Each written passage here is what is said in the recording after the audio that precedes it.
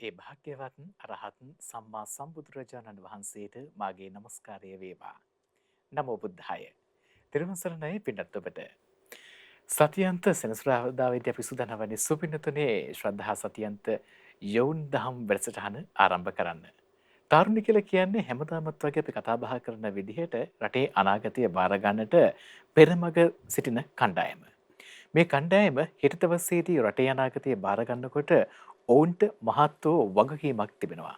ඒ රටේ අනාගතය සුරක්ෂා කිරීම මතු පරපුර වෙනුවෙන් අපේ රට දයාද කිරීමේ ඒ මහා කර්තව්‍යය. එතකොට ඒ කර්තව්‍ය කරගෙන යන ගමනේදී තාරුණ්‍යයේ තියෙන බරපතල වගකීම් සමුදායෙන් එකක් ආධ්‍යාත්මයෙන් යුක්ත පරපුරක් බිහි කරන්නට ඔවුන්ගේ දායකත්වය ලබා දීම. ඒ සඳහා යොවුන් වියට තාරුණ්‍යයට මහෝපකාරී වන ලෙන්ගතු කල්යාණ මිත්‍රයා ශ්‍රද්ධා රූප වාහිනිය ලක්විටු ගුවන්විදුලිය මේ සුන්දර සෙනසුරාදා දවසේදී සූදානම් වන්නේ සත්‍යන්ත යොවුන් දහම් වැඩසටහන සමීප කරවන්නට.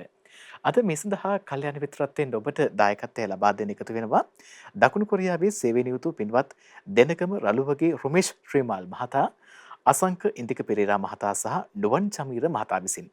ප්‍රධාන වශයෙන් අරමුණු කරගන්නේ ජන්මදිනය සමරන දකුණු කොරියාවේ සේවය නියුතු පින්වත් දෙනකම රළුවගේ රුමේෂ් ශ්‍රීමාල් පුතුණුවන් විසින් තම දෙමව්පියන්ට සහෝදර සහෝදරයන්ට සහ සියලුම ඥාතීන්ට නිදුක් නිරෝගී සුවපත් භාවය සහ දීර්ඝායුෂ පැතීම පිණිස තමයි අද දවසේදී මේ සදහම් කටයුතු සඳහා දායකත්වය ලබා දෙන්නේ. ඉතින් මේ සඳහා අප කෙරෙහි මහත් වූ දයානුකම්පාවෙන් වැඩමවා වදාළ මහමෙවුනාව භාවනා අසපුවාසී අපගේ පින්වත් ස්වාමින් වහන්සේව අපි දැන් පිළිගනිමු. අවසරයි පින්වත් ස්වාමීන් වහන්සේ. නමෝ බුද්ධාය. පින්වත් ස්වාමීන් වහන්සේ දැන් යොවුන් දහම් වැඩසටහනනේ අපි අද මේ කතා බහ කරන්නේ. දැන් යොවුන් විය කියන්නේ බොහෝ සෙයින් වැඩ කටයුතු පිරුණ කාලයක්. තමන්ගේ අනාගතය සැලසුම් කරගන්න ඕනේ. ඒ අතරේ තමන්ගේ පවුලේ බර කරට ගන්න ඕනේ. ඒ වගේම තමන්ගේ හීන බලාපොරොත්තු ඒ දේවල් වලට ගමන් කරන්න අවශ්‍යයි පින්වත් ස්වාමීන් වහන්සේ. එතකොට මේ යන ගමනේදී මුදල කියන්නේ ලොකු සාධකයක් යොවුන් වියට. එතකොට මුදල් රැස් කිරීම අරබයා යොවුන් විය මේ වෙනකොට බොහෝ සෙයින් තරඟයක නිරත වෙලා ඉන්නවා. මොකද කොතරම් ඉපෙව්වත් ඉතිරියක් නැහැ කියන චෝදනාව තමයි මොහුන්ගෙන් මේ නැගෙන්නේ. ඒ කනස්සලු කතාවට හේතු වෙලා තියෙන්නේ මේ මුදල කළමනාකරණය කරගන්න බැරි වීමද කියලා අපිට හිතුණා පින්වත් ස්වාමීන් වහන්සේ. මෙන්න මේ සම්බන්ධයෙන් කතා කළොත් හොඳයි කියලා මට මූලික වශයෙන් අද හිතෙන්නේ. පළමුව ගුරු දේවෝත්තම කල්යාණ මිත්‍ර පරම පූජනීය පින්වත් ලොකු ස්වාමීන් වහන්සේට ගෞරවාදර වන්දනාව වේවා. සාදු සාදු සාදු. ශ්‍රද්ධාවන්ත වාසනාවන්ත පින්වතුනේ, පින්වත් යොවුන් දූ දරුවනේ, අපේ ජීවිතවල අපි එදිනෙදා ජීවිතය ගත කරනකොට සාමාන්‍යයෙන් ග්‍රහ ජීවිතය ගත කරන කෙනාට පොදුවේ තියෙන ප්‍රශ්නයක් ගැන තමයි දිල්ෂාන් අද මතක් කළේ. මුදල කළමනාකරණය කරගන්නට බැරිවීම කියන කාරණේ බොහෝ දෙනෙකුට තියෙන එකක්. ඒ කියන්නේ මොන රැකී රක්ෂා කරත් ඒ රැකී රක්ෂා කරන හැම දෙනාගේ තියෙන අඳෝනාවක් අපි හම්බ කරන මුදල ප්‍රමාණවත් නැහැ. කොච්චර හම්බ කරත් ඉතිරියක් නැහැ. අපිට මේ ලැබෙන මුදල් මදි වගේ කතා. ඉතින් මේකෙදී මුදල් කළමනාකරණයට දක්ෂ වෙන්න ඕනේ තම තමන්. තමන්ගේ මාසික ආදායමින් තමන්ගේ ජීවිතය ගත කරන්න දක්ෂ වෙන්න ඕනේ දිල්ෂාන් තම තමන්. අපිට කරන්න පුළුවන් ඒකට උපදේශයක්, මඟ පෙන්වීමක්, මේ විදිහට කරත් හොඳයි කියන කාරණාවක් සිහිපත් කරලා දෙන්න බුදුරජාණන් වහන්සේගේ දේශනාව ඇසුරේ. භාග්‍යතුන් වහන්සේ වදාලා ග්‍රහ ජීවිතයක් ගත කරන කෙනාට ඒ ගිහි ජීවිතය ගත කරද්දී මේ මිල මුදල් පරිහරණය කරන කෙනා මුලින්ම අඳුනාගත යුතු දේ තමයි කිව්වා තමන්ගේ ආදායම. තමන් කොච්චරක් හොයනවද කියන එක මුලින්ම අඳුන ගන්න ඕන. ඒක එතකොට එක එක්කෙනාට වෙනස්නේ. එක එක්කෙනා කරන රැකී රක්ෂා, එක එක්කෙනා කරන කටයුතු, දැන් සමහර කෙනෙක් රස්සාව විතරමයි කරන්නේ. තවත් සමහරු සමහරලාවට ඒ රැකියාවට අමතරව තව රැකියා කීපයක් කරනවා. එහෙම තියෙනවනේ. ඊළඟට තවත් මුදල් උපයන තව තව වෙන ක්‍රම ඇතැමුන්ට තියෙනවා. එතකොට කෙනෙක් බලන්න ඕන මුලින්ම තමන්ගේ ආදායම කොපමණක්ද කියලා. ඒක හොඳට නිදහසේ තීරණය කරගත යුතු දෙයක්. මං සාමාන්‍යයෙන් මාසෙකට කොච්චරක් විතර හොයන කෙනෙක්ද. ඒ හොයන ගාන හරියට ඒ කියන්නේ ආදායම කියන එක හරියට තේරුම් ගැනීම කියන එක ප්‍රථමයෙන්ම කරගත යුතු දෙයයි. මුදල් කළමනාකරණය කරගන්න කෙනෙක් මුලින්ම කරගත යුතු දේ තමයි තමන්ගේ ආදායම පැහැදිලි කරගන්න එක. ඒ ආදායමට සරිලන විදිහට වියදම නිර්ණය කරගන්න එතකොට එයා දක්ෂ වෙනවා. ඒ දක්ෂකම තමයි දෙවෙනියට ඇති කරගන්න ඕන එක. ආදායමට සරිලන විදිහේ වියදමක්. ඉතින් එහෙම වුණා නම් ගොඩක් ප්‍රශ්න විසඳිලා එතනමනේ. ඒ කියන්නේ ආදායමට සරිලන විදිහේ වියදමක් කෙනෙක් කරනවා නම් එයාට ඔය අර අඳුනා වෙන්නේ නැහැ. ආදායමට සරිලන වියදමක් කරද්දී දිල්ෂාන් ඒකෙදි අර තියෙන්න ඕන බොහොම මේ නිදහස් චින්තනයක්. ස්වාධීන බවක්. ඒ කියන්නේ ගොඩාක් අය උත්සාහ කරන්නේ අනිත් අය වගේ වෙන්නනේ. අහවල්ලු මෙහෙම ඉන්නවා මාත් මෙහෙම ඉන්න ඕන. අහවල්ලුන්ට දැන් මෙහෙම තියෙනවා මටත් එහෙම ඕන. ඒ වගේ අදහස්. ඒ වගේ අදහස් වලින් අනිසි තරංගයක්. අනිසි කලබලයක්. දියුණුව පිණිස අනිසි උත්සාහයක් බොහෝ දෙනෙක්ගේ තියෙනවා. අර තමන්ට තියෙන චුට්ටෙන් සතුටු වෙලා යාපනය වෙන්න දක්ෂකමක් එතකොට හටගන්නේ. ඒ නිසා තමන්ගේ ආදායමට සරිලන විදිහට වියදම සකස් කරගන්න ඕන.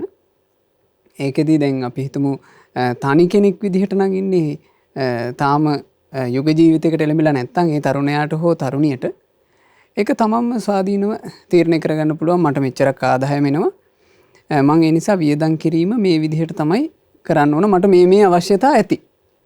එයා තනියෙන් තීරණය කරන්න ඕන එක. හැබැයි යුග ජීවිතයකට එළඹිලා නම් ඒක තනියෙන් තීරණය කරන්න යන්න හොඳ නැහැ. එතකොට අර්බුද. ඒක යුග ජීවිතයක් ගත කරන දෙන්න බොහොම විවේකයෙන් කතා කරලා කල්පනා කරලා අපේ අත්‍යවශ්‍ය අවශ්‍යතා මොනවද? අපි මේ අනවශ්‍ය විදිහට මොනවද අපේ ජීවිතේට අවශ්‍යතා එකතු කරගෙන තියෙන්නේ? අපිට මේ වෙනකොට අත්‍යවශ්‍ය නැති ඒවා මොනවද? අන්න ඒවා බලලා ඒවා අයින් කරගන්න ඕන. ඉතින් මේක බොහොම නිදහසේ කරන්න පුළුවන් දෙයක්. තමන් විවේකීව මේකට කාලෙ වෙන් කරන්න ඕන. ඒ වෙන් කරලා බුදුරජාණන් වහන්සේ හරි ලස්සනට මේ මුදල කළමනාකරණය කර ගැනීම කියන එක පෙන්වා දුන්නා. ඒ කියන්නේ පුද්ගලයෙක් තමන් මාසිකව උපයන ධනයෙන් යම් ප්‍රමාණයක් ඒ උපයන ධනයක් ඇද්ද මං මෙච්චර ආදායමක් ලබනවා කියලා තේරුම් අරගෙන ඒක මූලිකව කොටස් 4කට බෙදන්න කිව්වා. මූලිකව කොටස් 4කට. පළවෙනි කොටස තමන්ගේ ආදායමෙන් පළවෙනි කොටස වෙන් කරන්න ඕන. තමන්ටත් තමන්ගේ බිරිඳට තමන්ගේ නිවසේ ඉන්න දරුවන්ට ඒ කියන්නේ තමන්ගේ සමීපතමයන්ගේ සැපය පිණිස පහසුව පිණිස ඒ අයගේ යැපීම පිණිස අර මුදලේ 4න් පංගුවක් වෙන් කරගන්නවා. ඊළඟ පංගුව තමන්ගේ ඥාතීන්ගේ හිතමිත්‍රාදීන්ගේ තමන්ගේ අර සමීපතමයන්ම නෙවෙයි. නමුත් තමන්ගේ ඥාති සමූහය ඉන්නවනේ. ඒ පිරිසගේ ඊළඟට තමන්ට දැන් සාමාන්‍යයෙන් හොඳට ආදායම් උපයන ටිකක් ඉහළ සමාජ මට්ටමක් තියෙන පසුබිමක සේවක කාරකාදීන් ආදියත් ඉන්නවා. ඒ සේවක කාරකාදීන්ගේ කටයුතු වලට ඒවට වියදම් කරන්න ඉතුරු කොටස. එතකොට ඔන්න දැන් 4න් 2යි. ඊළඟ කොටස බුදුරජාන් වහන්සේ දේශනා කළා ඔහු මතු අනාගතේ රැකවරණයේ උදෙසා එක තැම්පත් කරන්න ඕන. ඒක ඉතිරි කරන මුදල. 4න් 1 කොටසක් ඔහු ඉතුරු කරනවා. ඊළඟට බුදුරජාන් වහන්සේ වදාලා අවශේෂ කොටස දම් පූජා කරන්නට පින් රැස් කරගන්නට ඒ කටයුතු වලට යොමු කරනවා. එතකොට බලන්න අර තමන්ගේ ආදායම කොච්චර ලස්සනට ඔහු කළමනාකරණය කරගෙනද කියලා. අවසානයේ බුදුරජාණන් වහන්සේ වදාලා ඉබඳු පුරුෂයාට ඉබඳු තැනැත්තාට මේ දිල්ෂාන් මේ ආපහු හැරිලා බලනකොට හදවතින් සතුටක් උපදිනවා කියනවා. මං හොඳට හම්බත් කළා. හම්බ කරපු ධනයෙන් මගේ බිරිඳ දරුවෝ ඒ අයටත් මට පුළුවන් විදිහට පහසුව සැලසුවා. මගේ අම්මා තාත්තා ඥාති හිත මිත්‍රාදීන් මගේ සේවක කාරකාදීන්ටත් මට පහසු පිළිවෙලට ඒ අයගේ සුවය සැලසුවා. මං දම්පැන් ආදියත් පූජා කළා, පිනුත් කරගත්තා. ඊළඟට මොකක් හරි අරුබුදයක් ආවොත් එහෙම ඒකට මුහුණ දෙන්න මා සන්තකව තැන්පත් කරපු ධනයක්ද තිබේ. අන්න ওই විදිහට තමයි තමන්ගේ ආදායම මේ තමන් කළමනාකරණය කරගන්න ඕන. ඉතින් ඒකෙදී ඔය විදිහට කෙනෙක් තමන්ගේ ආදායම වියදම අඳුනාගෙන කටයුතු කරොත් එහෙම ඇත්තටම එයාගේ වියදම් කිරීම කියන එක තියෙන්නේ ආදායමට සරිලන විදිහටනේ. එතකොට අර අපි කියපු මේ මුලින් කතා කරපු ප්‍රශ්නේ යාට එන්නේ. මොකද එයා ලැබෙන ආදායමට අනුව තමයි වියදම තීරණය කරන්නේ. අපි හිතමු ලැබෙන ආදායම ඔය කියපු කටයුතුත් කරගන්න අපහසු මට්ටමක තියෙනවා කියලා. අන්න එතකොට එයා එළඹෙන්න ඕන තව ආදායම් උපයන පිළිවෙලවල් වලට. ඒවට තමයි ඉතින් උත්හාන වීරිය ආදී තියෙන. මේ උත්හාන වීරිය කියලා කිව්වහම තමන්ගේ ජීවිතේ නගා හිටුවා ගැනීම පිණිස තමන්ට තියෙන ශක්තිය උත්හාන වීරිය කියලා කියන්නේ. ඉතින් ඒකෙදී අපිට මෙහෙමයි කියලා මූලිකව පෙන්වන්න බෑ. තම තමන්ට තියෙනවා විවිධ දක්ෂතා. ඒ විවිධ දක්ෂතා මුල් කරගෙන තමන් ආදායම් හොයන්න, තමන් යම් මුදලක් එකතු කරගන්න, දක්ෂතාවයක් ඇති කරගන්න ඕන. දැන් ඇතැම් දරුවෝ ඉන්නවා දිලිෂාන් තමන්ගේ උසස් පෙළ ලියන වයස්වල, සාමාන්‍ය පෙළ ලියන වයස්වල දෙමව්පියන්ගේ බර දැනගත්ත ළමයි. ඇතැමුන්ට එහෙම කල්පනාවක් නැහැනේ. ඇතැම් තරුණ දරුවන්ට ඒ ගැන කල්පනාව නැහැ. ඒක හරි මේ සෝචනීය තත්ත්වයක් ඉතින්. ඇතැම් කියලා කියන්නේ බහුතරයක් තරුණ අයට ඒ කල්පනාව නැහැ. අම්මලා තාත්තලා කොච්චර මහන්සි වෙලාද හම්බ කරන්න කියන හැඟීම. මේ මගේ තාත්තගේ අම්මගේ මහන්සිය නේද මේ කියලා සල්ලි ටික අතට හම්බ වෙනකොට ඒ හැඟීම ගොඩක් අයට නැහැ. ඉතින් මම හිතනවා අපිව අහගෙන ඉන්න දරුවෝවත් එහෙම අදහසකට එයි කියලා. අදින් පස්සේවත් නේ. ඒ නිසා ඒ දෙන්නගේ මහන්සිය, ඒ කියන්නේ දෙමව්පියන්ගේ මහන්සිය කියන එක දරුවෙක් තේරුම් ගන්න ඕන. එහෙම තේරුම් ගත්ත ළමයි අපිට හම්බෙලා තියෙනවා. අපි එහෙම අය දන්නවා. ඒ කියන්නේ එහෙම කොට්ටාසිකුත් ඉන්නවා. අම්මයි තාත්තටයි බරක් නොවෙන්න මම මගේ මුදල් ඉතිරි කරගන්න ඕනේ. ඊළඟට මම අමතරව මුදලක් හොයන්න ඕනේ කියලා ඇතැම් දරුවෝ ඉන්නවා මේ උසස් පෙළ ලියන වයසේ පුංචි ආදායම් මාර්ග හොයාගත්ත. ඒක බොහොම අහිංසක ක්‍රම. දැන් ඇතැම් ළමයි ඉන්නවා පුංචි කාලේ ඉඳලා මේ අර තමන් ඉගෙන ගත්ත පොතපත තියෙනවනේ. ඔය ලියපු කියපු පොත්. ඉතින් ඕවා සාමාන්‍යයෙන් හැම ගෙදරකම ඇති දිල්ෂාන් ගොඩ ගහිලා. පොඩි කාලේ ඉඳලා ලියලා නේද ඒ පොත්පත්. එතකොට ඒ පොත්පත් ඇත්තටම කරන්නේ පස්සේ සවුත් වෙනකොට ඔය විසික් කරලා ගිනි තියලා දාන එකනේ. ඒවා ඉතින් ආයෙ ප්‍රයෝජනයක් වෙන්නේ නැහනේ. සමහර ළමයි ඉන්නවා ඒ ලියපු පොත් වලින් පොඩි බෑග් හදනවා. බෑග් හදලා පළතුරු කඩවලට ඒ බෑග් විකුණනවා. පළතුරු විකුණන වෙලෙන්ද ওই බෑග් ගන්නවා. ඉතින් මහා මුදලක් එයා හොයන්නේ නැහැ. හැබැයි අර දෙමව්පියන් එක්ක මේ ජීවන අරගලයට මුහුණ දෙන්න ඒක ලොකු හයියක්. සමහරවිට යාට පන්ති යන්න එන්න මේ උවමනා කරන මේ බස් ගාස්තු යාට අර මුදලින් හොයාගන්න පුළුවන්. ඉතින් එහෙම කරන්න හැකියාව. දැන් මම ඔය කිව්වේ අර උත්හාන සම්පදාව තේරුම් ගන්න කොටස. ඉතින් ඉගෙන ගන්න වයසේ දරුවෙකුටත් එහෙම නොයෙක් ක්‍රම තියෙනවා නම් රැකී ආරක්ෂා කරන කෙනෙකුට නිදහසේ හිතලා බැලුවොත් තමන් ඉගෙනගත්ත දේවල් වලින් තමන්ට ආදායම් උපයන්න පුළුවන් සාධාරණ ක්‍රමයකට ආදායමක් උපයන්න පුළුවන් පිළිවෙලක් තියෙවි. නිසා ඒව හොයාගන්න. ඊළඟට තමන්ගේ නිවසේ තමන්ට පුළුවන් අර එදිනෙදා උයන පිහන කටයුතු වලට මූලිකවම උවමනා කරන දේවල් ටික පොඩ්ඩක් ගෙදර හදාගන්න. ඇතැම් හරි ඉක්මනට මේ වගේ කාරණා කිව්ව ගමන් ඕක හිතින් අතහැරලා දානවා දිලෂාන් අපි ඉතින් ඇනෙක්ස් වලනේ ඉන්නේ. අපිට කොහෙද ඉඩක් කියලා හරි ඉක්මනට අතහරිනවා. අතහරින්න ලේසි. යමකට පොඩ්ඩක් වැඩක් කරන්න අත ගහන්න තමයි අමාරු. හැබැයි මේකේ මෙහෙම එකක් තියෙනවා. වැඩක් කිරීම පිණිස කෙනෙක් අත ගැහුවොත් ආන් යා ඒක අල්ල යනවා. ඒ නිසා මේ අපි හිතමු ඇනෙක්ස් එක වගේ ඉන්න කෙනෙකුට උනත් පොඩි අර මල් හදන පොඩි ප්ලාස්ටික් පෝච්චි වගේ ගෙනල්ලා ඒ වගේ වුණත් තමන්ගේ මේ එදිනදා ආහාරයට ගන්න කෑම ටික හදාගන්න ඕනා කරන මිරිස් ගහක් ඊට පස්සේ අපි හිතමු මේ රතුලෝණු ටිකක් මේ මොනවා හරි පොඩ්ඩක් පෙළ කරගන්න බැරි කමක් නැහැ. ඒක අපි මේ පොඩිවට හිතුවට සමහරවිට මේ ලොකු ඉතිරියක්.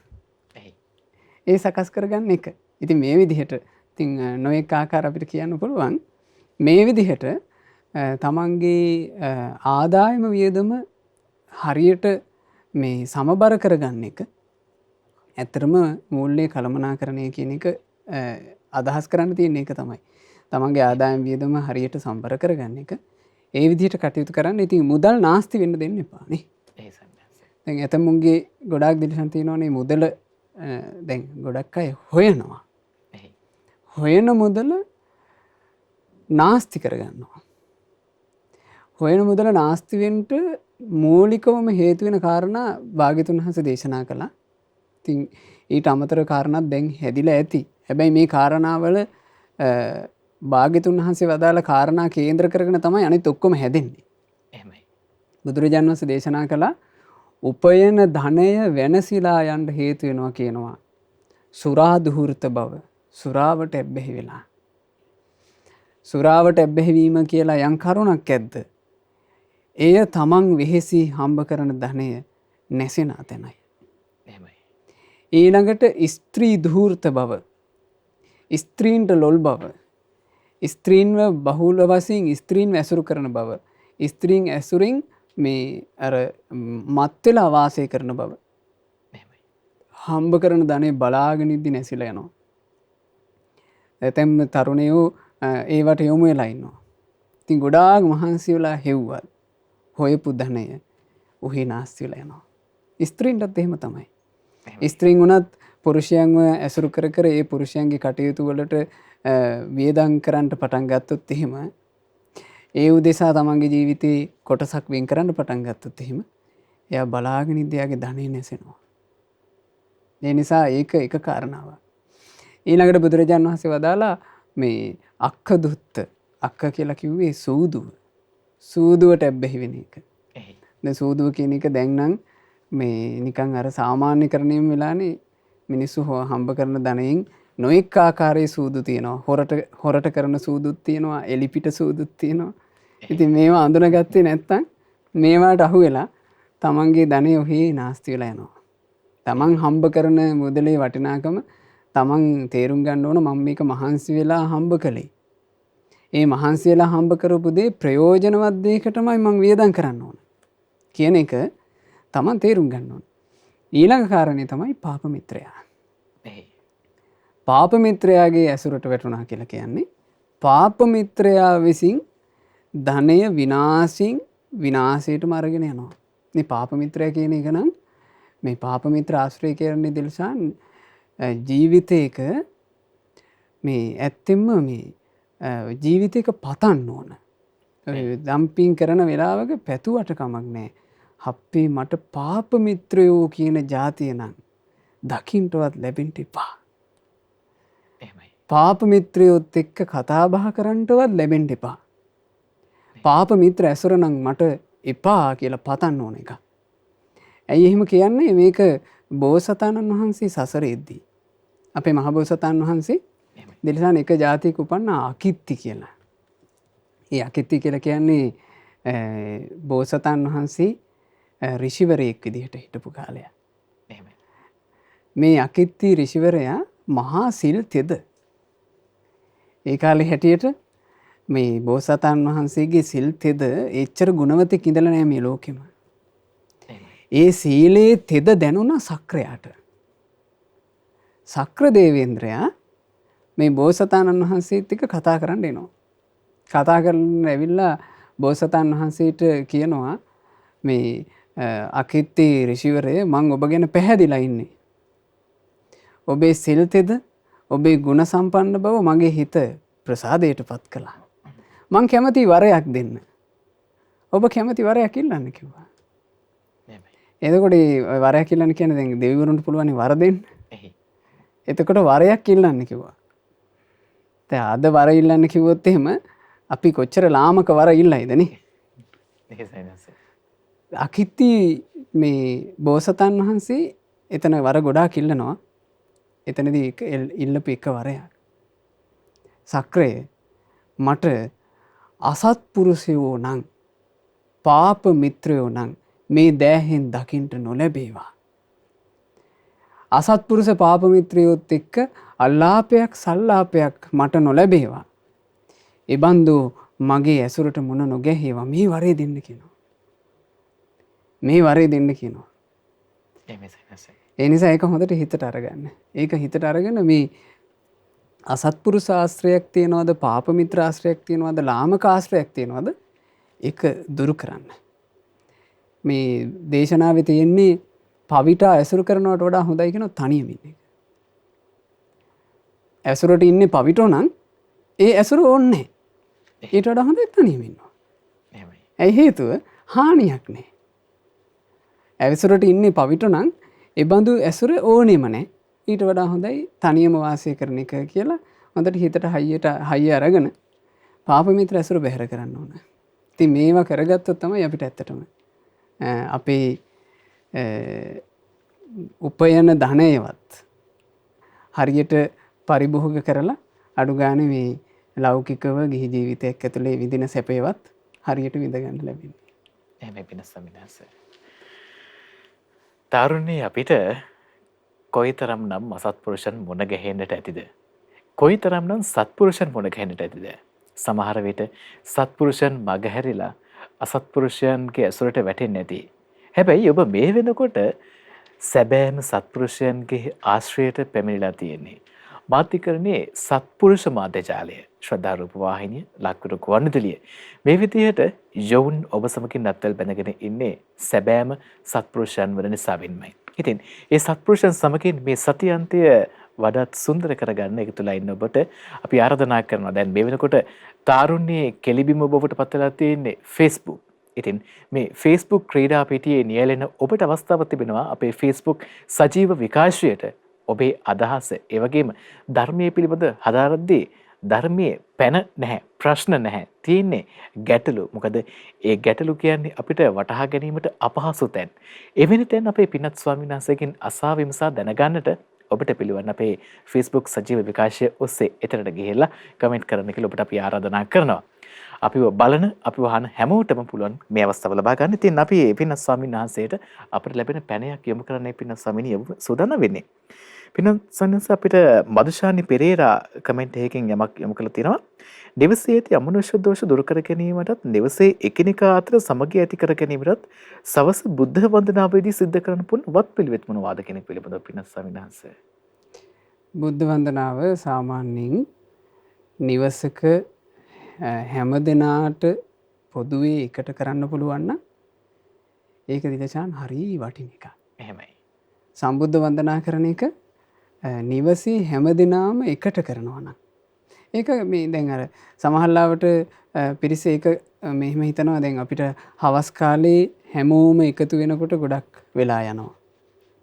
ඒ වගේ හිතලා දැන් මේක අර මගේ අරගෙන ඉන්නවා. ඇත්තටම ගොඩක් දෙනෙක් ආසයි. පවුලේ හැමෝම එකට බුදුන් වඳින්න තියනවනේ. ඉතින් උදෑසනක හරි කමක් නැහැ. අපි පාන්දර 5:05 මේ වගේ උදේ කාලක හරි කමන්නේ. නිවසේ හැම දෙනාම එකට වාඩි වෙලා බුදුන් වඳින්න හුරු වෙන්න. ඒක දැන් විශේෂයෙන් තරුණ වයසේ ඉන්න ඔබට ඒක පටන් ගන්න පුළුවන් ඔබේ පවුල් සංස්ථාව තුළ. එතකොට ඔබේ දරු පැටවු තාම දැන් යුග ජීවිතයකට එළඹිච්ච අය නම් ඔබේ දරු පැටවු තාම පුංචි ඇති. ඒ දරුවන්ට මේක පුරුදු කරගෙන පටන් ගන්න. එකට බුදුන් වදින එක. එකටම භාග්‍යතුන් වහන්සේ උදෙසා පහන් දැල්වලා බුදුරජාණන් වහන්සේට ඒ පූජා වන්දනා කරන වෙලාවට කැපසරුප් විදිහට මේ පූජාවල් සකස් කරලා පිරිසුදු පැන් එකක් මල්වට්ටියක් පූජා කරලා එහෙමයි. හොඳට මේ නිවසේ සිල් සමාදන් වෙලා අපි දැන් ඉතින් බුද්ධ වන්දනා කරන එක අපිට ගුරු දේවයන් වහන්සේ මේ බුද්ධ වන්දනා කරන ඒ බුදු ගුණ සජ්ජායනා කළ යුතු ආකාරය මේවා හැම එකම කියලා දීලා තියෙනවානේ. එහෙමයි. ඉතින් බොහෝම මිහිරි ලස්සන බුද්ධ වන්දනාවක් අපිට මේ පවුලේ අයට එකතු වෙලා කරන්න පුළුවන් නේ. එහෙමයි. එහෙම කරලා මූලිකව පිරිත් සජ්ජායනා කරනකොට සාමාන්‍ය නිවසකදී නිරන්තරයෙන් සජ්ජායනා කරන්න මේ තුන් සූත්‍රය. තුන් සූත්‍රය සාමාන්‍යයෙන් හැමදාම දවසකට එක වතාවක් අනිවාර්යෙන් සජ්ජායනා කරන්න නිවසක. මේ එතකොට රතන සූත්‍රය හිම සජ්ජායනා වෙනවා කියලා කියන්නේ ගොඩාක් වටිනවා. ඊළඟ එක තමයි මේ ආරක්ෂක පිරිතක් විදිහට මෝර පිරිත සජ්ජායනා කරන්න. ඊළඟට අංගුලිමාල පිරිත සාමාන්‍ය නිවසක නිරන්තරයෙන් සජ්ජායනා විය යුතු පිරිතක්. ඉතින් අංගුලිමාල පිරිත මේ පිරිත් ගොඩක් දීර්ඝත් නැති නිසා අපිට කෙටි කාලයකින් ඒක සජ්ජායනා කරන්න පුළුවන්. ඊළඟට නිවසක සජ්ජායනා කිරීමේදී ගොඩාක් හොඳයි ආලවක පිරිත. ඊළඟට දජග්ග පිරිත. මෙන්න මේ වගේ පිරිත් සජ්ජායනා කරනවා නම් ඊළඟට අනිවාර්යයෙන්ම සජ්ජායනා කරන්න කන්ද පිරිත. කන්ද පිරිත කියලා කියන්නේ මෛත්‍රී කැටි වෙච්චි පිරිත. ඉතින් මේ පිරිත් සජ්ජායනා කරලා සාමාන්‍යයෙන් අපි ඔබ ශ්‍රද්ධා රූපවාහිනිය නරඹන නිසා ඔබ දන්නවා සාමාන්‍යයෙන් පොදුවේ පින්පෙත් අනුමෝදනා කොහොමද කරන්න කියලා. ඒ පොදුවේ දෙවියන්ට පින්පෙත් අනුමෝදනා ආදී සිද්ධ කරලා ඔබ සිහිපත් කරන්න අපි මේ තෙරුවන් සරණේ පිහිටලා අපි මේ පිනක් දහමක් කරගෙන අපි අපේ ජීවිතය ගත කරන්නට මහන්සි වෙනකොට ඒ සඳහා පෙනෙන හෝ වේවා නොපෙනෙන හෝ වේවා යම් ඒ බාධා ඇත්නම් අපිට මේ අපේ පින් අනුමෝදන් වන දෙවිවරු ඒ සියලු බාධා දුරු කරගෙන අපිට සුවසේ පින් කරගන්න උදව් කරන්න අපි නිරන්තරයෙන් පින් රැස් කරලා දෙවිවරුන්ට අපි රැස් කරන පින් තුටු පඬුරු විදිහට අනුමෝදන් කරනවා කියන කාරණේ සිහි කරන්න. ඉතින් මෙහෙම කටයුතු කරනකොට ගොඩාක් බාධා දුර වෙලා යයි. එහෙමයි. ඒ වගේම පින සවිනස් දැන් අපේ ප්‍රේක්ෂකයන්ට ශ්‍රාවකයන්ට අවස්ථාව තිබුණා හැමදාමත් උදේ 6ට දවල් 12ට රාත්‍රී 9ට අපේ පරිත්‍රාණ දේශනව සමගින් එකතු වෙන්න. ඔව් ඒකට සජ්ජය කියන්නේ ඒ වගේ කටයුත්තකට සහ සම්බන්ධ වෙලා මේ කටයුතු කරනකොට දැන් ඒ මහා සංගරුවනත් එක්ක හරියට Taman නිවසේ පිරිතක් කිව්වා වගේ. ඒකට ඇත්තටම මේ දැන් වර්ෂයක පමණ කාලයක් තිස්සේ ඒකට අවකාශ ලැබිලා තියෙනවා. අර ගොඩාක් කලාවට දිල්ෂාන් තියෙන ප්‍රශ්නයක් අර සියලු දෙනා පොදුවේ එකට වාඩි වෙලා බුද්ධ වන්දනා කරනවා කියන එක ගොඩාක් නිවෙස්වල දැන් කෙරෙන්නේ නැති මට්ටමක් වෙලා. ඒකට එක හේතුවක් දෙමව්පියෝ කියන්නේ අම්මා තාත්තා දෙන්නම රැකී ආරක්ෂා කරනවා. ඉතින් මේ වගේ ප්‍රශ්න තියෙනවනේ ඉතින්. දැන් සාමාන්‍යයෙන් ස්වභාවය එහෙමනේ. ඒ වුණාට පස්සේ අර ඔක්කොමලා එකට එකතු වෙනවා කියන එක රාත්‍රියක වගේ යොදා ගන්න අමාරුයි. ඒ නිසා මේක හරි ඉක්මනින් හිතලා ඉතින් අපිට එකතු වෙන්න වෙලාවක් නැහැ නේ. ඒ හින්දා අපිට බෑ කියලා අතහැරලා දානවා. නෑ අපි එහෙම යහපත කියන එක එහෙම එච්චර මේ සැහැල්ලුවෙන් අතහරින්න හොඳ නෑ. එහෙමයි. යහපතනේ ඒ අපි හැමදෙනාම එකතු වෙලා නිවසේ එකට බුදුන් වදිනවා කියලා යම් පැයක් පැය භාගයක් ඇද්ද ඒක ජීවිත කාලේ තියෙන මහා යහපතක්. එහෙමයි. ඒක එච්චර සැහැල්ලුවෙන් වචනෙන් දෙකෙන් අතහරින්න හොඳ නැහැ. ඒකට අපිට පුළුවන් රාත්‍රී කාලයේ කාලයක් නැත්නම් අපිට පුළුවන් උදෑසන කාලේ අපි හිතමු පාන්දර ජාමේ අපි යොදා ගන්නවා.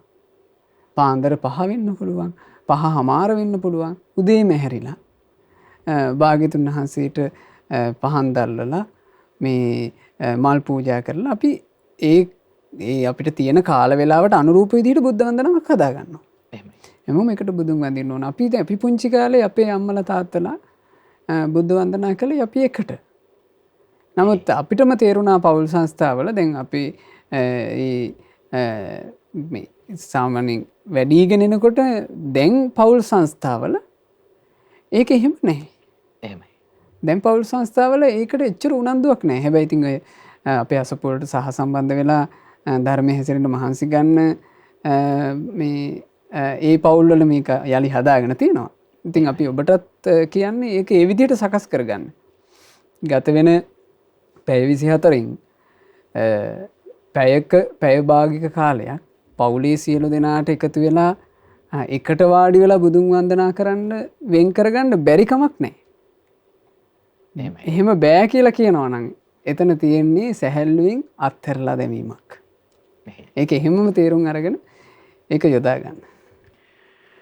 අපි හැමෝම කියන නගර චෝදනාවක්නේ මැසවිල්ලක්නේ මේ පවුලේ හැමෝටම එකට එකතු වෙන්න බැහැයි කියන කාරණාව. හැබැයි මේ කොරෝනා වසංගතය අපිට වෙස්වලාගත් ආශිර්වාදයක් වුණා අපේ පවුලේ අයට එකට එකතු වෙන අපි දැක්ක පහුගිය කාලේදී. ගෙදර හැමෝම එකට එකතු වෙලා හිටියා. තමන්ගේ පවුලේ අයත් එක්ක. පවුලේ සමාජිකයන්ගේ සිතන පතන විදිහ, ඔයින්ගේ හැකියාවන්, ලැබියාවන්, දක්ෂතාවයන් මේ හැමදේම අපිට වට අවබෝධ කරගන්න පුළුවන් කාලයක් ලැබුණ පහුගිය කාලේදී. ඉතින් මේක තමයි පවුලකට අවශ්‍යම දේ. තාමත් ඒක හිමම තියෙනවා. අපි තාමත් පරිස්සම් වෙන්න ඕනේ කාලයක්. ඉතින් ඒ පරිස්සම් වෙන්න ඕනේ කාලේ හවස 6න් පස්සේ අපිට ගෙදරට වෙලා ඉන්න පුළුවන් නේ. එහෙමනම් රාත්‍රී 9 පිරිතට හරි ඔබට පවුලයත් එක්ක එකතු වෙන්න පුළුවන්කම තියෙනවා. ඒවක සිහිපත් කරමින් අපි තවත් පැනයකටයි පින්නත් සම්මින සෝදන වෙන්නේ. අපිට ගැටලුවක් යොමු කරලා තියෙනවා ගයාන් SD. පින්නත් සම්මිනහස කෙනෙකුගේ ලෞකික ජීවිතය ජය ගැනීමට ඒ සඳහා සුදුසු අධ්‍යාපනය අවශ්‍ය වෙනවා. නමුත් මේ පිරිසිදු ධර්මීය මුණගැසුණු දා පටන් මාහට වැඩිදුර ඉගෙනීමට වඩා ධර්මීය ඉගෙනීම කිරීමේ සිතියමු වෙන්නේ. මට හිතෙන්නේ මේ දේවල් ඔළුවේ පුරවගෙන වැඩක් නැහැ කියලා. ඒත් මේ ධර්මයට කොපමණ ආසාව වුණත් පුරුදු කරන් යන්නේ ලොකු වෙහෙසකින්. මම උපාධිධාරියෙක්.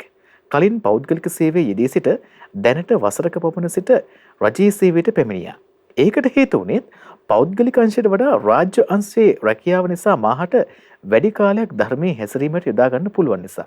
තවත් කලින් රැකියාවට වඩා 3න් 1ක් අඩුවෙන් පඩි ලැබෙන්නේ. ඒත් මට හිතෙන්නෙම ධර්මයට මූලික තැන දෙන්න ඕනේ කියලා. මගේ බොහෝ ගැටලු ධර්මය නිසා විසඳගත්තා. පින්නත් ස්වාමීන් වහන්සේ මා මේ සිතන ආකාරය දෙවරදද කියා පහදා දෙන්න.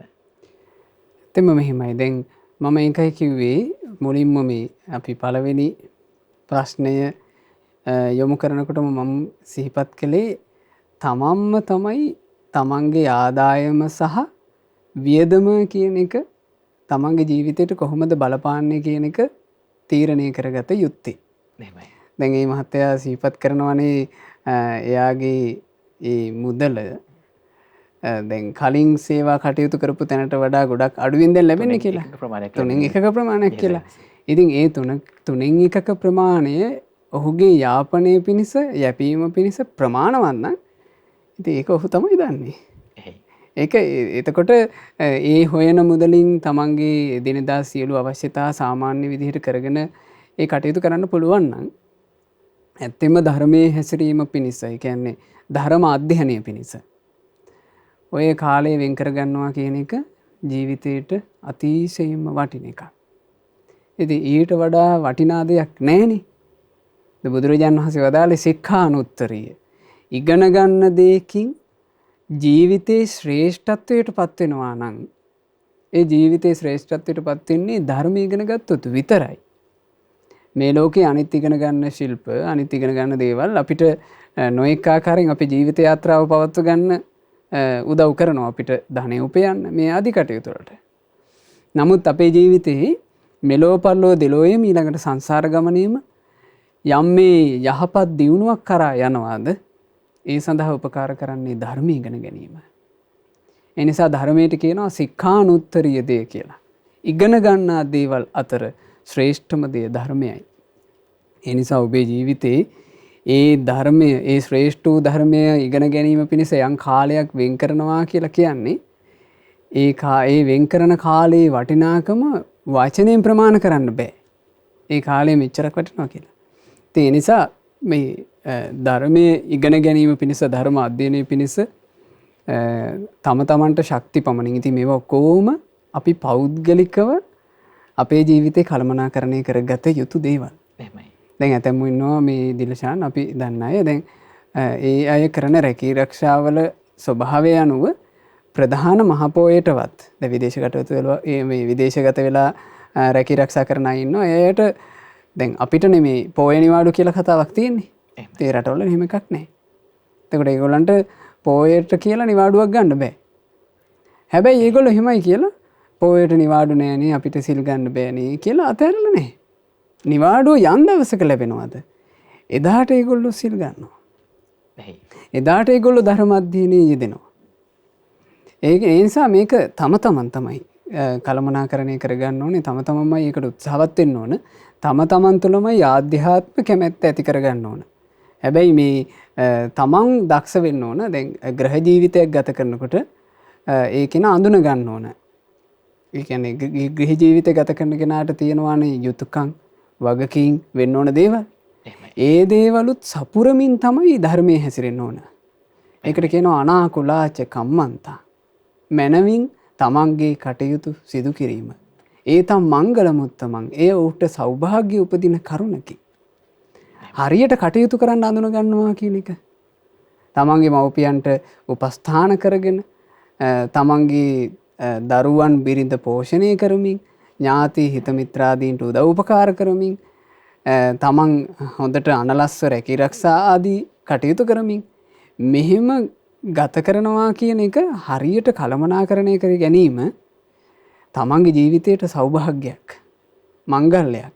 එකෙන් පිනුත් වැඩෙනවා. ඊළඟට අපි හිතමු කෙනෙක් ධර්මයේ හැසිරීම උදෙසාය කියලා. දැන් ඇතැමුන්ට ඔහොම 아무තු ප්‍රශ්න වුණානේ. දැන් අපිත් ඒක සමහරවිට කතා බහත් කරලා තියෙනවානේ. ඇතැන් අම්මලා වුණ ධර්මයේ හැසිරෙන්න කාලෙ මදි කියලා තමන්ගේ ගෙදර දොර වැඩ කටයුතු අතහැරලා දාලා. මට මේවා කර කර ඉන්න වෙලාවක් නැහැ. දැන් මම පොත් කියවන්න ඕන. මෙහෙම කියලා අර නිකන් ඒක වැරදියට අරගෙන. එහෙමයි. අරගත්තට පස්සේ මහා අරුබුදයක් සමාජ මේ පෞල් සංස්ථාව ඇතුළේ හට ගන්නවා. එහෙමයි. ඉතින් ධර්මයේ නිසා කොහොමද අරුබුදයක් හටගන්නේ? ධර්ම නිසා අරුබුදයක් හටගන්නවා කියන එක වෙන්න බෑ. එහෙමයි. උනේ මොකද්ද? ඒ ධර්මයේ වැරදි විදිහට අරගත්තා. ඒ නිසා ඔබ එහෙම කරගන්න එපා ජීවිතේට. අපි මේ කියන කාරණා මඟ පෙන්වීමක් ඔබට. ඒ මඟ පෙන්වීම ඔස්සේ ඔබ ඔබේ ජීවිතේ අනිත් අයගේ සුව පහසුවත් නැසෙන්නේ නැති වෙන විදිහට ඔබ ඔබේ ජීවිතේ කළමනාකරණය කරගන්න ඕන. ඒ සඳහා දක්ෂ වෙන්න. එහෙමයි පිනස්. විදේශගත වෙලා ඉන්න කාන්ති විජේතුංග අපිට පණිඩක් යොමු කරන පිනස් ස්වාමීනාස විදේශ රටක ඉන්න ගමන් ධර්මදේශනා පරිත්‍රාණ දේශනාවන් අහනවා. හැබැයි එහෙම අහන්න සිද්ධ වෙන්නේ මුළුතැන්ගේ සිට තමයි. පිනස් ස්වාමීනාස ඒක පිනට අගෞරවයක්ද කියන කාරණාව පහදා දෙන්න කියලා පිනස් ස්වාමීනාස මේ මුළුතැන්ගේ නැත්නම් එවුම් පිහුම් කටයුතු කරන තැන ඉඳලා ධර්මදේශනාවන් ඒ වගේම පරිත්‍රාණ දේශනාවන් අහන එක පවක්ද කියන එක පිළිබඳවයි අහන්නේ මිතුමිය.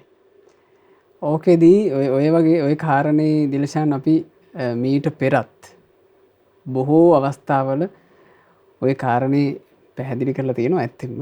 එහෙමයි. ඒ කියන්නේ බුදුරජාණන් වහන්සේගේ උතුම් ශ්‍රී සද්ධර්මය අපි හැමතිස්සෙම පරිහරණය කර යුත්තේ ගෞරවයෙන්මයි.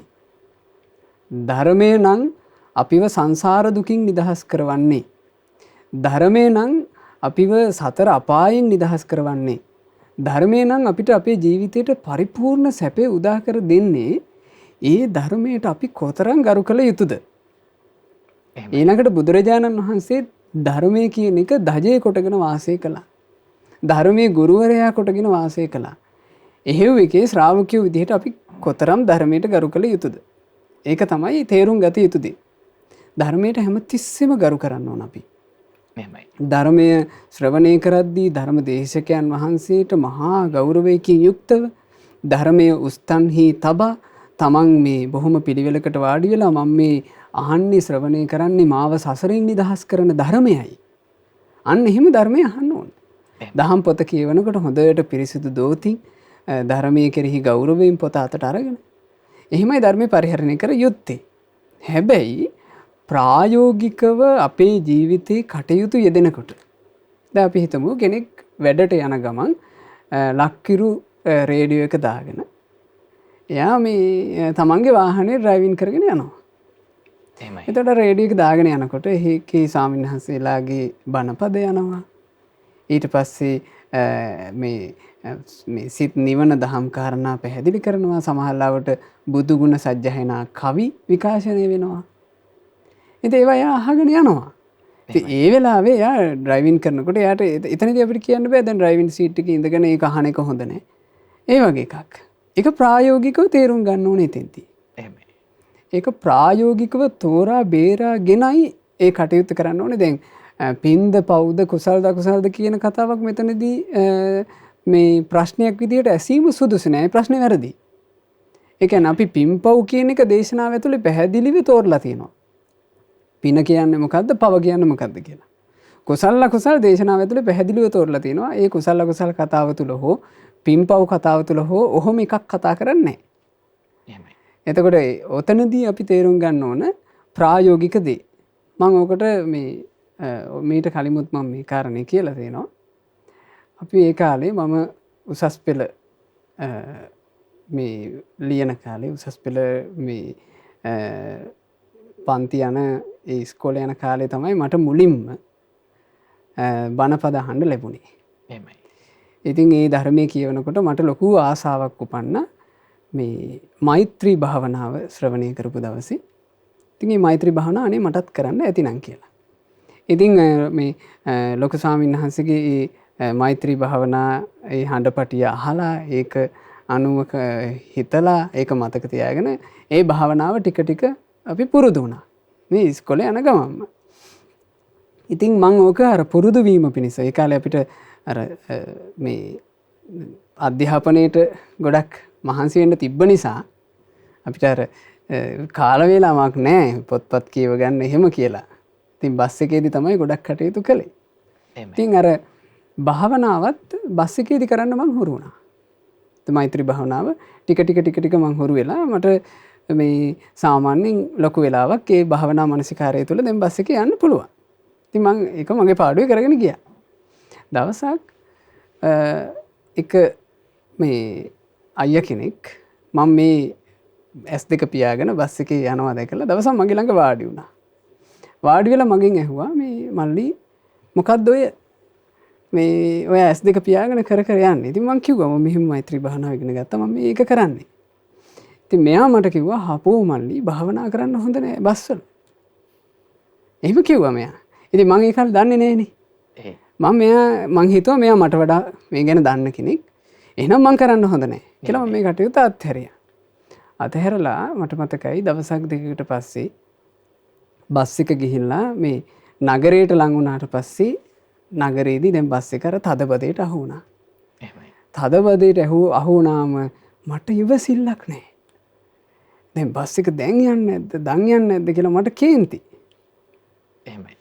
ඊට පස්සේ මං වටපිට බලනකොට මේ මට පේන්න තියෙන්නේ කලබලෙන් යන මිනිස්සු. ඊළඟට පාරේ තියෙන බෝඩ්. ඉතින් මං කල්පනා කළා මේ තියෙන ඇවිස්සිල්ල මට තිබුණේ නෑ අර භාවනාව කර යන දවස්වල. එදාටත් තදබදයට අහු වෙනවා. හැබැයි මේ තදබදේ කියන එක මට ප්‍රශ්නයක් නෑ. මොකද මං මෛත්‍රී භාවනාව හිතින් මෙනෙහි කර යන්නේ. මං කල්පනා කළා මෛත්‍රී භාවනාව හිත යන එකද හොඳ? පාරේ බෝඩ් දිහා බල යන එකද හොඳ? මෛත්‍රී භාවනාව හිතන එකද හොඳ? මේ පාරේ යන මිනිස්සු දිහා බලන එකද හොඳ? මෛත්‍රී භාවනාව හිත යන එකද හොඳ? මේ පාරේ මේ බස් එක හිර වෙන වෙලාවට කේන්ති අරගෙන ඒවා කරන එකද හොඳ? ඉතින් ওই දෙකෙන් වඩාත් හොඳ දේ මම තෝරගත්තා. ඒ නිසා ප්‍රායෝගිකව ඒක තේරුම් ගන්න. සමහර දේවල් වලදී අපිට ප්‍රායෝගික ජීවිතයේදීත් අපිට ගලපලා බලන්න සිද්ධ වෙනවා. කෙනෙක් කිව්ව පළියට අහන්න නැතුව ඇත්තටම අපි ඒ දේ තුලින් අපි ලබන සුවය කොයි වගේද? ඒ කෙනා කිව්ව දේද නැත්නම් මෙතෙක් කලක් අපි පවත්වාගෙන ගිය කටයුත්තෙන් ලබන සුවයද? මේ දේවල් ගැන හිතලා බලලා තීන්දුව తీරනවට එළඹෙන්නට අවශ්‍යයි. ඉතින් එහෙම තීන්දුව తీරනවට එළඹෙනකොට හරිමක තෝරගන්න ඔබට කෙනෙක් උපකාරී වෙනවා නම් ඒ මාධ්‍යකරණයේ කල්යාණ මිත්‍රයා වන අපිම තමයි. ඉතින් ඒ විදිහට ඔබ සමගින් අපි ඉන්න නිසාමයි ඔබේ ගැටලු අපිට මෙහෙම ඔබ යොමු කරන්නේ. තවත් එහෙම ගැටලුවකට පින්නස් ස්වාමීන් වහන්සේ අපි යොමු වෙන්න සූදානම් වෙන්නේ. අමි ෆර්නෑන්ඩෝ අපිට පණිඩක් යොමු කරන පින්නස් ස්වාමීන් වහන්සේ ස්වාමි පුරුෂයා පන්සිල් රකින්න ඉතාමත්ම හොඳ කෙනෙක්. ගමේ බෝධීන් වහන්සේ නමක් වැඩ ඉන්නවා. පවුලේ එකතු වෙලා බෝධි ප්‍රකාරය බුදුගේ සහ පුංචිසයක් නිර්මාණය කළා. ඒ හැම ඉදිකිරීමක්ම මගේ මහත්තයාගේ දෑතින් නිර්මාණය කළේ. එම ස්ථානය ගමේ පන්සලට පවරලා දුන්නා. නමුත් මගේ ඒට විරුද්ධ කෙනෙක් ඉන්නවා. ඔහු ඒට විරුද්ධව මහත්තයාට දොස් කියනවා. දැන් ඔහු මහත්තයාගේ ජීවිතේ නැති කරන්නේ කියා දේවාල වෙත ගොස් විවිධ දේ කරනවා. මට දැනගන්න පුළුවන්ද පවුලම මහසෑයට බාර කරන්නේ කොහොමද කියලා. වෙන සවිනාස. පවුලම මහසෑයට බාර කරන්න ඒ කියන්නේ ඒක තමන්ගේ ජීවිතය ආරක්ෂාව පිණිස තමන් තෙරුවන් සරණේ පිහිටි අය විදිහට ඉතින් ඒක තමන්ටම ගිහින් කරන්න පුළුවන් දෙයක්.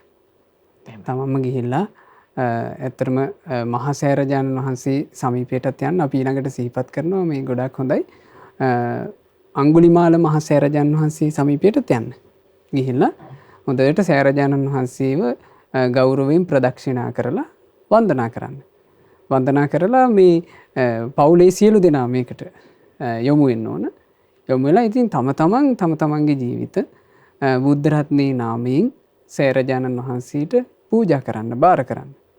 ධර්මයේ නාමයෙන් සංගරුවනේ නාමයෙන් මේ තෙරුවන් සරණ ගියපු මේ තමන්ගේ ජීවිතේ ද්‍රෝණයක් ධාතු දරාගෙන වැඩ හිටින උතුම් ස්වර්ණමාලි මහසෑරජාණන් වහන්සේට මම බාර කරනවා පූජා කරනවා කියලා ජීවිතේ පූජා කරන්න. අංගුලිමාල මහසෑරජාණන් වහන්සේ ළඟත් ඒ විදිහට කටයුතු කරන්න. ඒකල්ල කළ යුත්තේ හොඳට සෑරජාණන් වහන්සේගේ මළුවේ ඉඳලා වන්දනා කරන එක. වන්දනා කරලා පින්වතුනි පින්පෙත් අනුමෝදනා කරන්න දෙවිවරුන්ට. විශේෂයෙන් සක් දෙවිඳුන් සතරවරන් දෙවිවරු ඊළඟට ඒ සෑරජාණන් වහන්සේලා සුරකින්න සියලු දෙවිවරු මේ සියලුම පින් අනුමෝදන් වෙලා තෙරුවන් සරණ ගිහිල්ලා පින්පෙත් මේ පින් රැස් කරගෙන ධර්මයේ හැසිරෙන්න මහන්සි වෙන අපට පෙනෙන වේවා නොපෙනෙන වේවා යම් ඒ බාධායක්ද ඒ සියලු බාධාවන් දුරු කරගෙන අපට සැනසille පින් කරගන්න සැනසille ධර්මයේ හැසිරෙන්න සැනසille ජීවිතය ගත කරන්න දෙවිවරු අපට උපකාර කරන්න අපි දෙවියන්ට අපි නිරන්තරයෙන් රැස් කරන සියලු පින් අපි දෙවියන්ට අනුමෝදන් කරනවා කියන කාරණේ ඒ සෑරජාණන් වහන්සේලාගේ මළුවලදීම දෙවිවරුන්ට සිහිපත් කරන්න. එතකොට අපි ආරක්ෂාව පතන්නේ දෙවිවරුන්ගෙන්. ඒ දෙවියන්ගෙන් ආරක්ෂාව පතලා ඊට පස්සේ අපිට පුළුවන් නිරන්තරයෙන් තමන්ගේ නිවසේ හැමදාම බුද්ධ වන්දනා ආදිය කරලා ඒ දෙවියන්ට පින්පෙත් අනුමෝදනා කරන්න. එහෙමයි. වෙන සවිනාස තවත් කෙනෙක් අපට ගැටලුවක් යොමු කරලා තියෙනවා ලක්මාලි ලියනගේ නම බුද්ධාය තෙරුවන් සරණයි පින්වත් ස්වාමින් වහන්සේ අපට අසපුවෙන් ලබා දුන් තෙරුවන් වන්දනා පොත බලාගෙන නිවසේදී මම තොන් සූත්‍රය බොජ්ජංග පිරිත අඟුලිමාල පිරිත සමග ආලවක පිරිත ආටානාටිය සූත්‍රය සජ්ජායනා කරනවා. නමුත් පන්සලේ ස්වාමින් වහන්සේ නමක් ආලවක පිරිත ආටානාටිය සූත්‍රය නිවසේදී කියන්න එපා කියලා කිව්වා. එමෙන්ට පිරිත් නිවසේ කියන්න සුදුසු නැද්ද? සිල් සමාදන් වී උස්සාසන හා මහාසන සිල්පද්දේ නිසා අපි වෙනදා නිදා ගන්න ඇඳ කොහොමිට්ටයක් සහිත පහත් ඇඳක් නොවන නිසා නිදා ගැනීමට සුදුසුද? මෙත් සිතින් පිළිතුරක් ලබා දෙන සේක්වා කියලායි පින සමිනස් යොමු කරලා තියෙන්නේ. මේ පිරිත් සජ්ජායනාව ගැන කියනකොට පිරිත කියලා කියන්නේ බුදුරජාණන් වහන්සේගේ මූලික බුද්ධ භාෂිතය. එහෙමයි. ඇත්තම ඔය මේ අපි අපේ ජීවිතයේ ආරක්ෂාවක් සෙත් ශාන්තියක් පිණිස මේ පිරිත් සජ්ජායනාව අපි සාමාන්‍යයෙන් සම්ප්‍රදායිකව කරගෙන යනවානේ. එහෙමයි. මේ කාලයක් තිස්සේ දැන් අපි ගත්තොත් එහෙම මේ මෑත කාලීනව අපේ ගුරු දේවෝත්තම පින්වත් ලොකු ස්වාමීන් වහන්සේ මේ ධර්මයන්ගේ අර්ථ හරියට සරල සිංහලයට පහදලා දීපු හින්දානේ අපි ওই පිරිත්වල කියවෙන්නේ මේක කියලා දන්නේ. එහෙමයි සවිනාස. එහෙම නැත්නම් එහෙම නොදැන අපි කොච්චර කාලයක් මේ පිරිත් කියාගෙන ආවද? ඒකට ඒක සම්ප්‍රදායික විදිහට අපි කරගෙන එන දෙයක්. හැබැයි මේ පිරිත විදිහට අපි සජ්ජායනා කරන්නේ බුදුරජාණන් වහන්සේගේ සිරි සම්බුදු මුව මඩලින් පැන නැග්ග මාර්ගඵලලාභී උතුමන් බිහි කරපු ධර්මයනේ. එහෙමයි. එතකොට ඒ ධර්මය සජ්ජායනා කිරීමේදී ඒ ධර්මය සජ්ජායනාව සම්බන්ධයෙන් අනිසි භීතියක් කොයියම්ම හෝ තැනකවත් ඇති කරගත යුතු නැහැ. ඒක ගැන එහෙමයි තේරුම් ගන්න තියෙන්නේ. එහෙමයි. කියන්නේ අහවල් පිරිත කමක් නැත්තේ අහවල් පිරිත නම් එපාය කියලා මෙහෙම බුදුරජාණන් වහන්සේ භාෂිතේ අපි ඒ සජ්ජායනා කරන්නේ. එහෙමයි. ඉතින් ඒක එතනින් එහාට කතාවක් නැහැ. අපිට භාග්‍යතුන් වහන්සේගේ ධර්මය අපි බැරි වෙලාවත් මේ සිංහල කතා නොකළා නම් අපිට කතා කරන්න තිබුණේ ඒ පාලි භාෂාව නම් ඒ කියන්නේ පාලි භාෂාව භාවිතයෙන් දුරස් වුණානේ. දැන් ලංකාවට එනකොට කොහොමත් පාලි භාෂාව වෙනම භාෂාවක් විදිහට දැන් මේ වෙනකොට ගත්තොත් ඉන්දියාවෙත් මාගදී එහෙම නැත්තම් පාලි භාෂාව නැහැ. ඒක භාවිතා වෙන්නේ නැහැ. එතකොට බැරි වෙලාවත් අපි භාවිතා කරපු භාෂාව පාලිය නම් අපිට සාමාන්‍යයෙන් ඔය සූත්‍ර ධර්ම ඔක්කොම කතා කරන්න තියෙන්නේ ඒ භාෂාවෙන්. එතකොට බුදුරජාණන් වහන්සේ ශ්‍රී මුඛ බුද්ධ භාෂිතය අනිසි බිහිතියකින් තොරව ඔබ සජ්ජායනා කරන්න. ඒ ධර්මයේ සජ්ජායනාව සම්බන්ධයෙන් නම් ඒක ඒ විදිහට තේරුම් ගැනීම සුදුසුයි. අපි ආසා කරන පිරිතක් අපි බොහොම ලස්සනට හඬ නගලා අර්ථත් මෙනෙහි කර කර කියනවා නම් ඒක අපිට සැනසෙල්ල. එහෙමයි. ඒකෙන් හිතට ප්‍රීතිය උපදිනවා. දැන් බුද්ධ දේශනාවේ තියෙනවා මේ සාමාන්‍යයෙන් ශ්‍රාවකයාට අලසකම් එනකොට ධර්ම මාර්ගයේ හැසිරෙද්දී ධර්ම සජ්ජායනා කරන්න කියනවා. අලසකම දුරු වෙලා යන්න. එතකොට එයා මේ පිරිත කියලා මේ ධර්ම සජ්ජායනාවක් කරන්නේ ඒ වෙලාවේ මේ කාගෙන්වත් ආරක්ෂාව පදාගන්නේ නෙවෙයි සමහරවිට. එයාට අර තියෙන මේ හිතේ තියෙන අලස බව, මැලි බව, කම්මැලි බව දුරු වෙන්න ප්‍රීතියෙන් ධර්ම සජ්ජායනා කරනවා.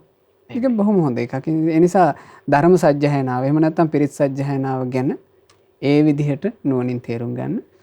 ඊළඟට මේ උච්චාසයන මහාසයන ශික්ෂාපදේ ගත්තහම ඒකෙදි ඇත්තෙන්ම මේ සුඛෝපභෝගී ආසන කියලා ඒ ගණයට ඒ කොහොමද වගේ වහුවෙන්නේ නැහැ. මේ සාමාන්‍යයෙන් අර පුළුන් මෙට්ට කුෂන් මෙට්ට ඒ වගේ මේ ඇත්තෙන්ම මේ ගොඩාක් සුඛෝපභෝගී එක තමයි ඉතින්ට මේ ශික්ෂාපදේ කැඩෙන්න හේතු වෙන්නේ. ඉතින් ඒකෙදී මෙහෙම තේරුම් ගන්නකොට සාමාන්‍ය මාසෙකට වතාවක් විතර වගේනේ සිල්පද සමාදන් වෙන්නේ. මාසෙකට වතාවයි එක්ක 4 වතාවයිනේ ගිහි ජීවිතයක් ගත කරන කෙනෙක් ඒ ශික්ෂාපද සමාදන් වෙන්නේ. ඉතින් ඒ කෙනාට නිකන් අර හිතට සතුටක් නැහැ වගේ නම් තමන්ගේ නිවසේ මෙට්ටේ නිදාගත්තාම අනේ ඉතින් මාසෙකට දවස් 4නේ එදාට බිම නිදා ගන්නනේ. ඒක කමක් නැහැ. එදාට රහතන් වහන්සේලා අනුගමනය කරමින් මං මේ සමාදන් වෙච්ච සීලේ මං බොහෝම ගෞරවයෙන් රකින්නවා කියලා එදාට එයාට පුළුවන්. එතකොට ටිකක් විශේෂයෙන් දැනෙනවත් එයාට. එදාට මේ බිම පැදුරක වගේ එයාට සැතපෙන කටයුත්ත ඒක කරන්න පුළුවන් නේද? එහෙමයි. එහෙම කටයුතු කරන්න හරි. ජීවිතය සැහැල්ලුවෙන් පහසුවෙන් ගෙවන්න ඔබට කොයිතරම් දේවල් තියෙනවද මේ ධර්මය තුළ? හරි අපූර්ව සුන්දර දහමක් මේ. ඒ දහම් මඟ ඔස්සේ යන ගමන් මේ සුන්දර සතියන්තයේ සුන්දර සෙනසුරාදාවේදී යවුන් දහම් වැඩසටහන සමගින් ඔබ අපි මේ එකතු වෙලා ඉන්නේ. තවත් ගැටලුවක් තියෙනවා පින්න සමින සමිතනේ ගැටලු දෙකක් තියෙනවා. ඒ දෙකම එක හා සමීපව තියෙන නිසා මම දෙකම ඉදිරිපත් කරන පින්න සමිනහස. පළවෙනි ගැටලුව මදුෂානි පෙරේරා අපට යොමු කරන්නේ පින්න සමිනස මහා විවාහ වීමට සිටින කෙනා බඹසර සමාදන් වීමට කැමැත්තෙන් ඉන්නවා. ස්වාමීනි අපි බඹසර සමාදන් විය යුතු ආකාරය පහදා දෙන්න. අපි විවාහ වෙන්නේ තව අවුරුදු 3ක් විතර ගත වුණාට පස්සේ මේ දක්වා අපට පුළුවන් උපරිමයෙන් අපි බඹසර ආරක්ෂා කළා. නමුත් බඹසර සමාදන් වුණේ නැත කියලා තමයි සඳහන් කරන්නේ. එහා සමගාමීව වෙන සමිනාංශ හෙවි රණසිංහ අපිට මෙහෙම යොමු කරනවා. සමිනාංශ මගේ යාළුවෙක් කියන ඔහුගේ සිතට කාමසිතුවිලි වැඩිපුර ගලා එනවා කියලා. ඔහුගේ හිත පාලනය කරගන්නේ කොහොමද කියලා අහන පින්න සමිනාංශ. බඹසර සීලය අපි සමාදන් වෙන්නේ ඕනම සීලයක්. දැන් බඹසර සීලය වේවා අනික් ඕනම සීලයක් මේ සම්බුද්ධ ශාසනය තුල අපි සමාදන් වෙන සීලය අපි ආරක්ෂා කළ යුත්තේ ශ්‍රද්ධාව මුල් කරගෙන. ඒ සීලය තමයි ඵල සහිත. ඒක තමයි නිවන පිණිස උපකාර කරන්නේ. ඒ කියන්නේ මේ ශ්‍රද්ධාවත් එක්ක සීල් සමාදන් වෙනවා කියලා අදහස් කළේ මොකද්ද? භාග්‍යතුන් වහන්සේ වදාලා ප්‍රාණඝාතයෙන් වළකින්ට කියලා. මං ඒ නිසා ප්‍රාණඝාත කරන්නේ. බුදුරජාණන් වහන්සේ තමයි වදාළේ හොරකම හොඳ නෑ කියලා. මං ඒ නිසා හොරකම් කරන්නේ. අන්න එහෙමයි සමාදන් වෙන්න ඕනේ. එතකොට අපි ශාස්ත්‍රුන් වහන්සේ එපා කියූ දෙයින් වළකිනවා. එහෙමයි. ශාස්ත්‍රුන් වහන්සේ එපා කියූ සීමාව තුල අපි ඒ එපා කියූ දෙයින් වළකිනවා. බුදුරජාණන් වහන්සේනේ සීලේ සීමාව දන්නේ. සීලේ සීමාව භාග්‍යතුන් වහන්සේ පැනෙව්වේ. එතකොට ඒ සීමාව තුල තමයි අපි හික්මන්නේ.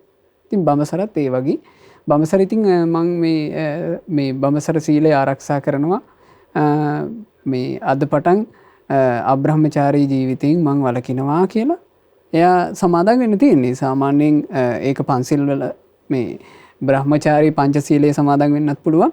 එහෙම නැත්නම් සාමාන්‍ය විවේකීව ඉන්න කෙනෙක් නම් නිවසේදී ආජීව අෂ්ටමක සීලය හෝ එහෙම නැත්නම් උපෝසත සීලය උඩ සමාදන් වෙන්න පුළුවන්. එහෙමයි. සමාදන් වෙලා කරන්න තියෙන්නේ රහතන් වහන්සේලා සිහි කරගන්න එක, වම්පසර රැක්ක උත්තමයෝ සිහි කරගන්න එක. ඒ උත්තමයන් සියලු ලිංගික කටයුතු වලින් බැහැර වෙලා උතුම් බඹසරක් නිර්මලව සුදු සංඛ්‍යයක්සේ පිරිසිදුව ආරක්ෂා කළේ යන්සේද මාද එසේ බඹසර රකිමි කියලා ආරක්ෂා කරන්න මහන්සි ගන්න තියෙන්නේ. ඒතර බඹසර සීලය ආරක්ෂා කිරීම ගැන එහෙමයි අපි තේරුම් ගන්න තියෙන්නේ. හිතට සරාගී හිතුවිලි පැමිණීම. හිතට සරාගී හිතුවිලි එනවා නම් මේ හිතේ ස්වභාවය එයයි. සසරට බර හිතනේ මේක. සසරට බර හිතේ අපිට දීර්ඝ කාලයක් සසරේ පුරුදු කරපු දේවල් රාගේ රාග හිතුවිලි එන්න පුළුවන්. හිතුවිල්ල එහෙම කියන එක සම්බන්ධයෙන් ගොඩාක් කලබල විය යුතු නැහැ. හැබැයි හිතුවිල්ල පවත්වනවාද නැද්ද කියන එක සම්බන්ධයෙන් තමයි කලබල විය යුත්තේ. හිතට හිතුවිලි නැගෙන්න පුළුවන්. මේක හරියට මේ වගේ දේශන. දැන් දේශනාවේ තියෙනවා ආධ්‍යාත්ම ආයතන 6ක් තෝරලා. ඇස, කන, නාසය, දිව, කය, මනස කියන්නේ ආධ්‍යාත්ම ආයතන. ඒවට ආධ්‍යාත්ම කියලා කියන්නේ තමාගේ යයි සලකන. එහෙමයි. ඒ ආධ්‍යාත්ම ආයතන වලට ගෝචර වෙන බාහිර ආයතන තියෙනවා.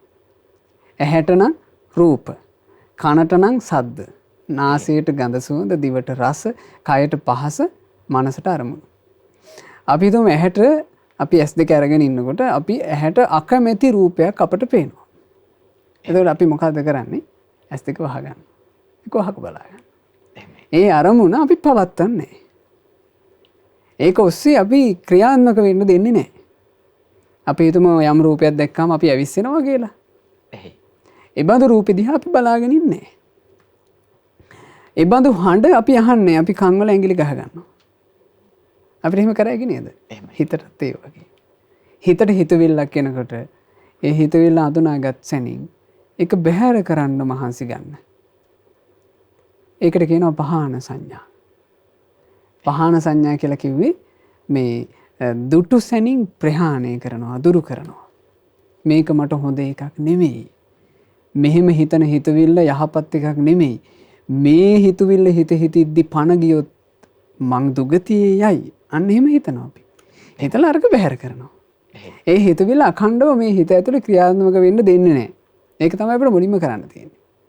ඊළඟට හිත ඇවිස්සෙන්නේ දැන් දීර්ඝ කාලයක් අපි සංසාරේ පුරුදු කරලා තියෙනවා සුභ සංඥා. සුභ සංඥා පුරුදු කිරීමෙන් තමයි රාගය කියන එක ගොඩාක් මේ හිත ඇස්සේ වැඩ කරන්නේ. දැන් සුභ සංඥාව කියලා කියන්නේ සංඥා විපල්ලාස. සංඥාව වැරදිලා. වැරදුනේ මොකද්ද? අසුභේ සුභ සංඥා. සුභ සංඥාවක් ඇති කරගෙන ඉන්නේ සුභ දෙයකට නෙමෙයි අසුභ දෙයකට. දැන් තමන්ගේ ශරීරය ගත්තත් දෙතිස් කුණුපනේ තියෙන්නේ. මූලික කුණුප කොටස්මනේ තියෙන්නේ. දැන් මේ මුළු ශරීරයම ගත්තොත් අහවල් එක පිරිසිදුයි සුවඳයි කියලා කියන්න කිසිම මේ ශරීර කොටසක් නැහැනේ. සම්පූර්ණ පිළිකුලයිනේ. තමාගේ දේශේය බාහිර දේශේයනේ. ඇත්ත කතාවනේ මේක. මේකට ආය අමුතුවෙන් මේ කාගෙන්වත් අහලා වෙනම පොත් කියවලා ඉගෙන ගන්න ඕන එකක් නෙවෙයි. තමන්ගේ ශරීරය ගැනම තමන් හැරලා බලනකොට මේ ශරීරයේ පිළිකුල් සහගත දුර්ගන්ධ හමන දේවල් තියෙන බව අපිට ප්‍රකටයි. අපිම මේ සාමාන්‍යයෙන් උදේ හවා දවසට කීවතාවක් අපේ ශරීරයම සුද්ධ කර කර පිරිසුදු කර ගන්නවද මේ පහසුවෙන් ඉන්නනේ. එහෙමයි. එහෙමවා මේ හැමතිස්සෙම දිය කිස කරන්න වෙපෙයි අපි මේ ශරීරෙට. උදේට මූණ හොදන්න ඕන. උදේට මූණ හොදලා පිරිසිදුුන් නැත්තම් උදේ එළියට එන්න අමාරු මට්ටමක් තියෙනවනේ. එහෙමයි. එතකොට එහෙම තියෙනවනේ මේ ශරීරේ. එතකොට ඒක හොඳට තේරුම් ගන්න ඕන. ඒ තේරුම් අරගෙන මේ සුභ සංඥාව දුරු වීම පිණිස තමයි කෙනෙක් හුරු කරන්නේ අසුභ සංඥා. එහෙමයි.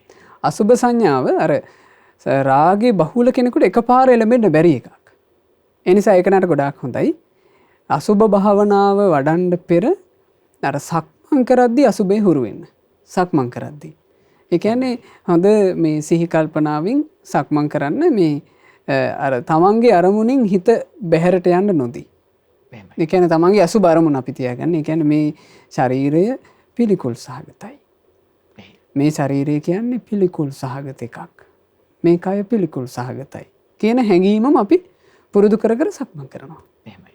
ඒකෙදී අර මේ කෙස් ලොම් වශයෙන් කොටස් සිහි කරන්න ඕනේ. මේ මුළු ශරීරයම පිළිකුලයි. මේ ශරීරය කියන්නේ පිළිකුල් සහගත එකක් කියලා සිහි කර කර සක්මන් කරනවා. එසේ සක්මන් කරද්දී අර ඒ සංඥාවට හොඳට හිත පිහිටනවා. ඊට පස්සේ එයාට වාඩි වෙලා පහසුවෙන් අසුබ භාවනාවට විනාඩි 15ක් 20ක් හිත යොමු කරන්න හැකියාව ලැබෙයි. ඉතින් මේ කටයුතු දෙක කරනවා නම් ටිකෙන් ටික සරාගී හිත පාලනය කරගන්න ඔබට අවකාශ ලැබෙයි.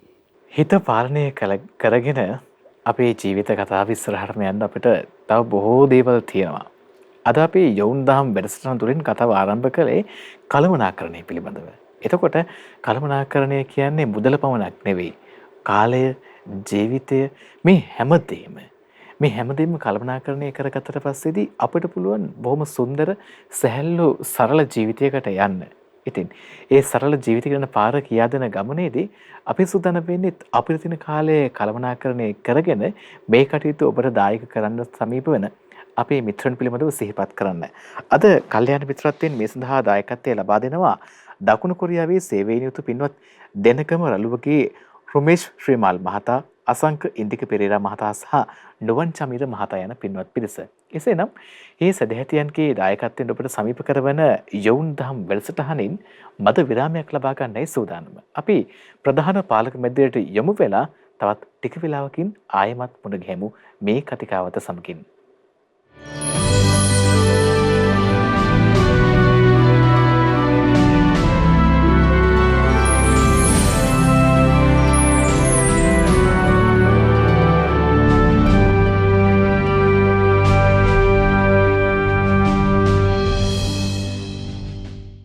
නමෝ බුද්ධාය. අපි නැවතත් සුන්දර සෙනසුරාදා දවසේදී සත්‍යන්ත යොවුන් දහම් වැඩසටහන සමගින් සම්බන්ධ වෙලා ඉන්නේ. දැන් අපි කතා බහ කරගෙන ආව පින්වත් ස්වාමීන් වහන්සේගෙන් ඔබට තියෙන සදහම් පැන පිළිබඳව, ධර්මයේ හැසිරෙනකොට ඔබට තිරෙන ගැටලුකාරී අවස්ථා, ධර්මයේ වටහා ගැනීමට අපහසු තැන් පිළිබඳව පින්වත් ස්වාමීන් වහන්සේගෙන් අසා විමසා දැනගෙන තමයි අපි මේ කතාවේ මේ විදිහට ඉස්සරහට ආවේ. අද මේ කතිකාවත සදහම් කතිකාවත ඔබට දායද කරන්න දායකත්වය දරන්නේ දකුණු කොරියාවේ සේවයෙන් යුතු පින්වත් දෙනකම රළුවකේ රුමේෂ් ශ්‍රීමාල් මහතා, අසංක ඉන්දික පෙරේරා මහතා සහ ඩුවන් චමීර මහතා යන පින්වත් පිරිස.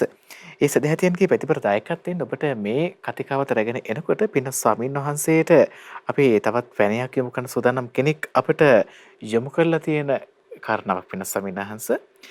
මිනිසුන් කුලයකින් පහත් කළ සලකන්න පුළුවන්ද කියලා පින්වත් ස්වාමීන් වහන්සේ කවිෂ්ක සුපුන් සියලු මිනිසුන් එකම සම්මානස නොසලකන්න කොමන හේතුවකින්ද කියන කාරණාව තමයි පින්වත් ස්වාමීන් වහන්සේ යොමු කරලා තියෙන්නේ. බුදුරජාණන් වහන්සේ අපි සරණ ගියපු අපේ ශාස්ත්‍රුන් වහන්සේ මේ ලෝකයට පහළ වෙනකොට නිර්ශාන් ඔය කුල බෙහෙදය එහෙම නැත්නම් වර්ණ බෙහෙදය කියන එක. ඇත්තටම මේ වර්ණ කියලානේ කිව්වේ. ඒකට වර්ණ බෙහෙද කියලානේ. ඔය වර්ණ බෙහෙදය කියන එක ඉන්දියාව තුල පුදුමාකාර තදින් බැහැගෙන තිබ්බ එකක්. එහෙමයි. ඇත්තටම තාමත් ඉන්දියාවේ මේ වර්ණ බෙහෙදය ලංකාවට සාපේක්ෂව තදට තියෙනවා. තාමත් තියෙනවා. අද වුණත් මේ ඒ ඉන්දියානු සමාජයේ ඉහළ තැන්වල බ්‍රාහ්මණ පිරිස වැජඹෙනවා. එතකොට ඒගොල්ලෝ මූලිකව බෙදාගෙන හිටියා මේ සමාජයේ 4 කොටසකට. ඔබ අහලා තියෙනවනේ බ්‍රාහ්මණ, ක්ෂත්‍රිය, වෛශ්‍ය, ශුද්‍ර කියලා. මේ ගොඩනගාගත්ත දේවල්. එතකොට ඒගොල්ලෝ කිව්වා බ්‍රාහ්මණ කියලා කියන්නේ මහා බ්‍රහ්මයාගේ මුඛයෙන් මවනාලද පිරිසයි. එතකොට මේ දේව මැවිල්ලත් එක්ක තමයි මේ ඔක්කොම ටික තියෙන්නේ. දෙවියෙක් විසින් එහෙම නැත්නම් ਸਰව බලධාරී කෙනෙක් විසින් අපි මැව්වා කියන මතය තුල. මේක සම්පූර්ණ මිත්‍යාවක්. සම්පූර්ණ වැරදි එකක්. අද ලෝකේ ගත්තොත් එහෙම පින්වතුනි, පින්වත් දරුවනේ, වැඩිපුරම තියෙන ওই මිත්‍යාව. ලෝකේ වැඩිපුර පිරිසක් විශ්වාස කරන්නේ ওই මිත්‍යාව. අපිව කවුරු හරි මවලා තිනවා. කවුරු හරි මැව්වා කියන එක. ඒකත් එක්ක තමයි ඔය උස්පහත් ભેදේ නිර්මාණය කරන්නේ. ඒ කියන්නේ මේ ඉන්දියාවේ නිර්මාණය වෙලා තිබුණා මේ බ්‍රාහ්මණවරු මැහුවේ මහා බ්‍රහ්මයාගේ මුඛයෙන්.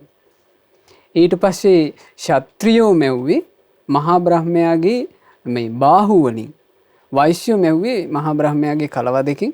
ඊට පස්සේ ශුද්‍රයෝ ඇතුළු ඊට හීන කුලීනයෝ මහා බ්‍රහ්මයා යටිපතුලින් තමයි මෙව්වේ. ඒ නිසා මහා බ්‍රහ්මයා මවපු විදිහයි මේ. ඒ නිසා ඒ විදිහට හිටපන් කියලා තමයි ඒ කාලේ පැනවීම තිබුණේ. එහෙමයි. ඉතින් බුදුරජාන් වහන්සේ පහළ වෙලානේ සිංහනාද කළේ. නජච්ඡා වසලෝ හෝති උපතින් වසලෙක් වන්නේ නැත. නජච්ඡා හෝති බ්‍රාහ්මනෝ උපතින් බ්‍රාහ්මණ ශ්‍රේෂ්ඨ බවට පත්වන්නේ නැත. කම්මනා වසලෝ හෝති කර්මයෙන්මයි ඒ කිව්වේ කටයුතු කරන විදිහෙන්මයි ක්‍රියාවෙන්මයි වසලයා වෙන්නේ. එහෙමයි. කම්මනා හෝති බ්‍රාහ්මනෝ ක්‍රියාවෙන්මයි ශ්‍රේෂ්ඨ කෙනෙක් බවට පත් වෙන්නේ. බුදුරජාන් වහන්සේ ඒ කාලේ දිල්සාන් මේ කරලා තියෙන හෙලිදරව් හරි විස්මයජනකයි. ඒ කියන්නේ ශාස්ත්‍රුන් වහන්සේට අර ඒක වෙන කෙනෙකුට කරන්න බෑ. සම්පූර්ණ බ්‍රාහ්මණ සමාජය විසින් ගිලගෙන තිබුණ මේ සමාජ තලයකටනේ බුදුරජාණන් වහන්සේ කතා කළේ. එහෙමයි. ඉතින් ශාස්ත්‍රුන් වහන්සේ ගැන හිත පහදව ගන්න දේවල් මේවා. ඒ ආනුභාවය. ඒ කියන්නේ බුදුරජාණන් වහන්සේ මේ බ්‍රාහ්මණ පිරිස් ළඟට ගිහිල්ලා එතෙන් ගලවට කතා කරනවා. එහෙමයි. ඔහෙලා කියන්නේ මහා බ්‍රහ්මයා මේ ඔහෙලව මහා බ්‍රහ්මයාගේ මුඛයෙන් මැව්වා කියලාද කියන්නේ කියලා බුදුරජාණන් වහන්සේ අහනවා. එතකොට කියනවා මේ ඒගොල්ලෝ කියනවා ඔව් මහා බ්‍රහ්මයා අපිව මේ මුඛයෙන් මැව්වේ කියලා. එතකොට මේ භාග්‍යවතුන් වහන්සේ අහනවා දැන් ඔහෙලගේ පවුල්වල බ්‍රාහ්මණ කුලේ ගෑනු දරුවෝ උපදින්නේ නැද්ද කියලා අහනවා. උපදිනවා කියනවා. උපදින ගෑනු දරුවෝ ලොකු ළමයි වෙන්නේ නැද්ද? වැඩි වියටපත් වෙන්නේ නැද්ද? වැඩි වියටපත් වෙනවා. ඒකුන් දීග දෙන්නේ නැද්ද? නෑ දීගත් දෙනවා කියනවා. දීග දුන්නාට පස්සේ ඒකුන්ට දරුවෝ හම්බ වෙන්නේ නැද්ද? කියනවා ස්වාමීනි දරුවොත් හම්බ වෙනවා. එතකොට දරුවෝ හම්බුනොයි ඒ ස්ත්‍රීන්ගේ යෝනියෙන්ද එහෙම නැත්නම් මහා බ්‍රහ්මයාගේ මුඛයෙන්ද කියලා අහනවා. එහෙමයි. එතකොට කියනවා මේ ස්ත්‍රීන්ගේ යෝනියෙන් තමයි කියන දරුවෝ ලැබුණේ. ඒවා දැක දැක කොහොමද කියන්නේ කියලා අහනවා. අපි මහා බ්‍රහ්මයාගේ මුඛයෙන් මෙව්වා කියලා. ඉතින් බුදුරජාණන් වහන්සේ එහෙම මේ සමාජ කතිකාවත වෙනස් කරන්න උත්සාහ කළා. හැබැයි ඒ කියන්නේ භාග්‍යතුන් වහන්සේ සත්‍ය පැහැදුවා. හැබැයි මේ ලෝකේ යන්නේ මේ ලෝකේ සම්පූර්ණයෙන්ම දිල්ෂාන් තියෙන්නේ අසත්‍ය වැළඳගෙනනේ. බුදු කෙනෙක් පහළ වෙලා ලෝකයට දහම් කතාව කරනකොට ඒ ධර්මය වැළඳගන්නේ ප්‍රඥාවන්තයෝ. ඒ ධර්මයේ වැළඳගන්නේ ප්‍රඥාවන්තයෝ. එහෙමයි. හැබැයි ප්‍රඥාවන්තයෝ කියලා කියන්නේ නියසිලට ගත්ත පස් ටික වගේ චුට්ටක්. ලෝකෙ වැඩිපුර ඉන්නේ ප්‍රඥාවන්තයෝ නෙමෙයි. එහෙමයි. බුදුරජාණන් වහන්සේ පහළ වෙන කාලේ වුණත් ප්‍රඥාවන්තයෝ හිටියේ හරි ටික දෙනයි. ඒ ටික දෙනා තමයි බුදුරජාණන් වහන්සේ සත්‍ය කතා කරනකොට සත්‍ය වැළඳගත්තේ. ඉතින් ඒ බුදුරජාණන් වහන්සේ කාලෙත් එහෙමනම් අද කාලේ ගැන කතා කරනකොට අද කාලේ ප්‍රඥාවන්තයෝ ඊටත් හීනයි. එහෙමයි. ඊටත් අඩුයි. ඒ කියන්නේ බුදුරජාණන් වහන්සේගේ ධර්ම කතාව තුළින් අපි තේරුම් ගන්න ඕනේ. දැන් ඔය බ්‍රාහ්මණ ආදී ඔය උපතින් කුල ભેදය හදාගන්න එක ඒගොල්ලන්ටම දිරව ගන්න බැරි අවස්ථා ආවනේ බුද්ධ කාලෙත් ආවා. එහෙමයි. බුද්ධ කාලේ බ්‍රාහ්මණ තරුණයෙක් හිටියා සුභ. ඔය සුභ කියන බ්‍රාහ්මණ තරුණයා තනියම ඉන්නකොට කල්පනා කරා හරි ලස්සන ක්‍රමයකට. අදටත් වටිනවා ඒක. සුභ හිතුවා මේ ලෝකේ ඇතැම්මු ධනවත්. ඇතැම්මු දුප්පත්. ඇයි මෙහෙම වෙනසක්? ඇතැම්මු ලස්සනයි. ඇතැම්මු කැතයි. ඇයි වෙනසක්? ඇතැමුන්ට හොඳට දැනුම තියෙනවා. ඇතැම්මු හරි මෝඩයි. ඇයි මෙහෙම වෙනසක්? ඇතැමුන්ට ලෙඩ දුක් ගොඩායි. ඇතැමුන්ට කිසි ලෙඩක් නැහැ. ඇයි මෙහෙම වෙනසක්? මෙහෙම මේ සුභ කියන තරුණයා කල්පනා කළා. එතකොට සුභ කියන තරුණයාට මේකේ මේ තෝර බේර ගන්න අමාරු නා එයාගේ මතයත් එක්ක. දැන් අපි හිතමු දෙවියන් වහන්සේ විසින් ਸਰව බලධාරී කෙනා විසින් බ්‍රහ්මයා විසින් අපිව මෙව්වා කියලා විශ්වාස කරන් ඉන්න කෙනෙකුට ඒ මවපු කෙනා ගැන කේන්ති යනවනේ මෙහෙම හිතපමනේ. ඇයි මවපු කෙනා මවනවා නම් එක විදිහට මවන්න එපා. මේක ඇතැම්මු ලස්සනටම මවලා, ඇතැම්මු කැතටම මවලා, ඇතැම්මුන්ට සල්ලි තියනවා, ඇතැම්මුන්ට සල්ලි නැහැ, ඇතැම්මු කලින් මැරෙනවා, ඇතැම්මුන්ට දීර්ඝායුෂ තියෙනවා. එතකොට සුභ ගිහිල්ලා භාග්‍යවතුන් වහන්සේකින් මේ දහම් කතා කළා. අවසානයේ අර ඔක්කොම ටික අත්හැරලා තෙරුවන් සරණ ගියා. ඉතින් ඒ වගේ අපි හොඳට තේරුම් ගන්න ඕන. අපේ ජීවිතවල අපිත් උපදින සමාජ තලවල ඔව්වා තියෙන්න පුළුවන්. ඒ වර්තමානයේ ලංකා භූමිය ගත්තත් ওই ප්‍රශ්න තියෙනවා. කුලමල ප්‍රශ්න. මේවා මේ මිනිස්සු විසින් හදාගත්ත බොල් මතවාද බව තේරුම් අරගෙන. අපි අපේ ජීවිතයේ හරියට හදාගන්න ඕන ඇත්තටම ශ්‍රේෂ්ඨ එකක් විදිහට. එහෙමයි. ඇත්තටම ශ්‍රේෂ්ඨ එකක් විදිහට හදාගන්න ඕන. කොහොමද ශ්‍රේෂ්ඨ ජීවිතයක් හදාගන්නේ දිල්ෂාන්? කයින් ප්‍රාණඝාත කරන්නේ නැත්තම්, හොරකම් කරන්නේ නැත්තම්, සල්ලාලකම කරන්නේ නැත්තම්, මත්පැන් මද්‍රව්‍ය පාවිච්චි කරන්නේ නැත්තම්, එයා කයින් මුනිවරයෙක් වගේ. එහෙමයි. වචන කතා කරනකොට තමන්ගේ වචන වලින් ලෝකයට බොරුව දෙන්නේ නැත්තම්, ලෝකයේ අසමගි කරන කේලම දෙන්නේ නැත්තම්, ලෝකයට වැඩකට නැති වල්පල් කතා කරන්නේ නැත්තම්, අන් අයගේ හිත් පෑරෙන රිදවන මේ අන් අයගේ හිත්වල දුක ඇති කරන පරුස වචන කතා කරන්නේ නැත්තම්, එයා වචනින් මුනිවරයෙක් වගේ. එහෙමයි. ඊළඟට තමන්ගේ సంతානය ඇතුලේ තමන්ගේ හිත ඇතුලේ මේ ලෝභකම, අනුන්ගේ ධනයට, අනුන්ගේ වස්තුවට ආසා කිරීම, ඒ වගේ මහා ලාමක අකුසල් පවත්වන්න නැත්තම්, ද්වේෂ කරන්නේ නැත්තම්, ඊළඟට මිත්‍යා දෘෂ්ටික වෙන්නේ නැත්තම් එයා මානසික මුනිවරයෙක්. ඉතින් කෙනෙකුට මොන කුලයක උපන්නත් ප්‍රඥාව තියෙනවා නම්, ඥානෙ තියෙනවා නම් බුදුරජාණන් වහන්සේගේ ශාසනය තුළට ඇවිල්ලා සත්‍ය දැකලා ජීවිතය හදාගන්න පුළුවන්. බුදුරජාණන් වහන්සේ ශාසනය කියන්නේ එහෙම එකක් නේ. අර භාග්‍යතුන් වහන්සේ සම්බුද්ධත්වයට පත් වෙන්න පෙරම අර හීන දකින්නෝනේ, සිහින ටික. මහා සුපින සූත්‍රේ. ඒකේ තියෙනවනේ මේ පක්ෂීන් 4 දෙනෙක් 4 පැත්තෙන් පාට 4කින් ආවා කියනවා. එහෙමයි. ඇවිල්ලා භාග්‍යතුන් වහන්සේ ළඟට ආවට පස්සේ හැබැයි එකම පාටකට හැරුණා කියනවා. ඒ හීනේ අර්ථය මොකද්ද? මේ නොයෙක් වංශ වලින්, නොයෙක් කුල වලින් තථාගතයන් වහන්සේ කරා එනවා. හැබැයි ආවට පස්සේ තථාගතයන් වහන්සේගේ ශාසනය ඒ ඔක්කොටම කියන්නේ ශ්‍රමණ ශාක්‍ය පුත්‍ර. එයයි ශාසනය ඵල ලැබුවා. ඉතින් බුදුරජාණන් වහන්සේ ශාසනයේ මේ ඵල ලැබුවේ බ්‍රාහ්මණ වංශිකයෝ විතරක් නෙමෙයි. ශුද්‍ර හීන කුලීනියොත් ඵල ලැබුවා. අනිකුත් සියලු වංශවල අයත් ඵල ලැබුවා. ඉතින් මේ මනුස්ස ස්වභාවය කියන එක අපි එහෙම තේරුම් ගන්න ඕන. ඉතින් අරවා අපිට එහෙම දැන් මේ ඔය වර්ණ බෙහෙදය කියන එක අපි එහෙම කතා කරා කියලා අපි හිතමු සමාජය තුළ මේ ආందోලනයක් හැදුවා කියලා ඒවා වෙනස් කරන්න බෑ. ඒක වෙනස් කරන්න බැරි බව පේනවා මේ දිලසන්. දැන් චක්කවර්ති සීහනාද සූත්‍රයේ තියෙනවා මෛත්‍රී බුදුරජාණන් වහන්සේගේ පහළවීම. ඒ සිද්ධිය තියෙනවා. ඉතින් මෛත්‍රී බුදුරජාණන් වහන්සේ පහළ වෙනකොට ඒ මෛත්‍රී බුදුරජාණන් වහන්සේ පහළ වෙන්නේ මේ බ්‍රාහ්මණ වංශිකයෝ. එතකොට ඒ කාලේ වෙනකොටත් එහෙනම් මොකද තියෙන්නේ? මේ කුල බෙහෙද ඒ කාලේ වෙනකොටත් තියෙනවා. ඉතින් මේ ලෝකේ තියෙන එක. පින සවිනස අපිට තවත් කෙනෙක් මෙන්න මේ විදිහට ගැටලුවක් යොමු කර තියෙන පින සවිනස විහංගි භාග්‍යයා. පින සවිනස මගේ පියාණන් අංශභාග රෝගයෙන් එක්තැන් වෙලා ඉන්නවා. මගේ අම්මා හා ගෙදර සියලු දෙනාම ඔහුට උපරිමයෙන් සියල්ල සිදු කර දුන්නත් ඔහු නිතරම අධික කේන්තියකින් පසු වෙනවා. පරුෂ වචනයෙන් නිතරම බැනවතිනවා. අපි නිතරම පින්දහම් කළත් ඔහු ඒවට කැමැත්තක් දක්වන්නේ නැහැ. මේ ප්‍රශ්නේදී ක්‍රියා කළ යුත්තේ කෙසේද කරුණාවෙන් පහදා දෙනසේක්වා කියලා සවිනස අපිට යොමු කළා තියෙනවා. පිම්පෙත් රැස් කර ගැනීමේදී දැන් ඇත්තටම ඒකයි මේක අපි නිතරම සිහි කරන්නේ. මේක පෞද්ගලිකව මේ ධර්මයේ තුලින් තම තමන්ගේ ජීවිතයට ඇති කර ගන්න ඕන ආරක්ෂාවක් බව එහෙමයි. අපි නිතර සිහි කරන්නේ ඒ නිසා තමයි. අපි තමයි අපේ ජීවිතේට ආරක්ෂාව රැකවරණයේ ධර්මයේ තුලින් හදාගත යුත්තේ.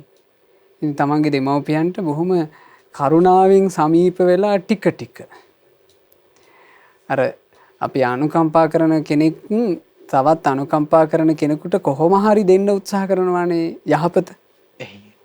එතකොට යහපත දෙන්න උත්සාහ කරන කෙනා තුළ ඉවසීම ගොඩාක් තියෙන්න ඕන.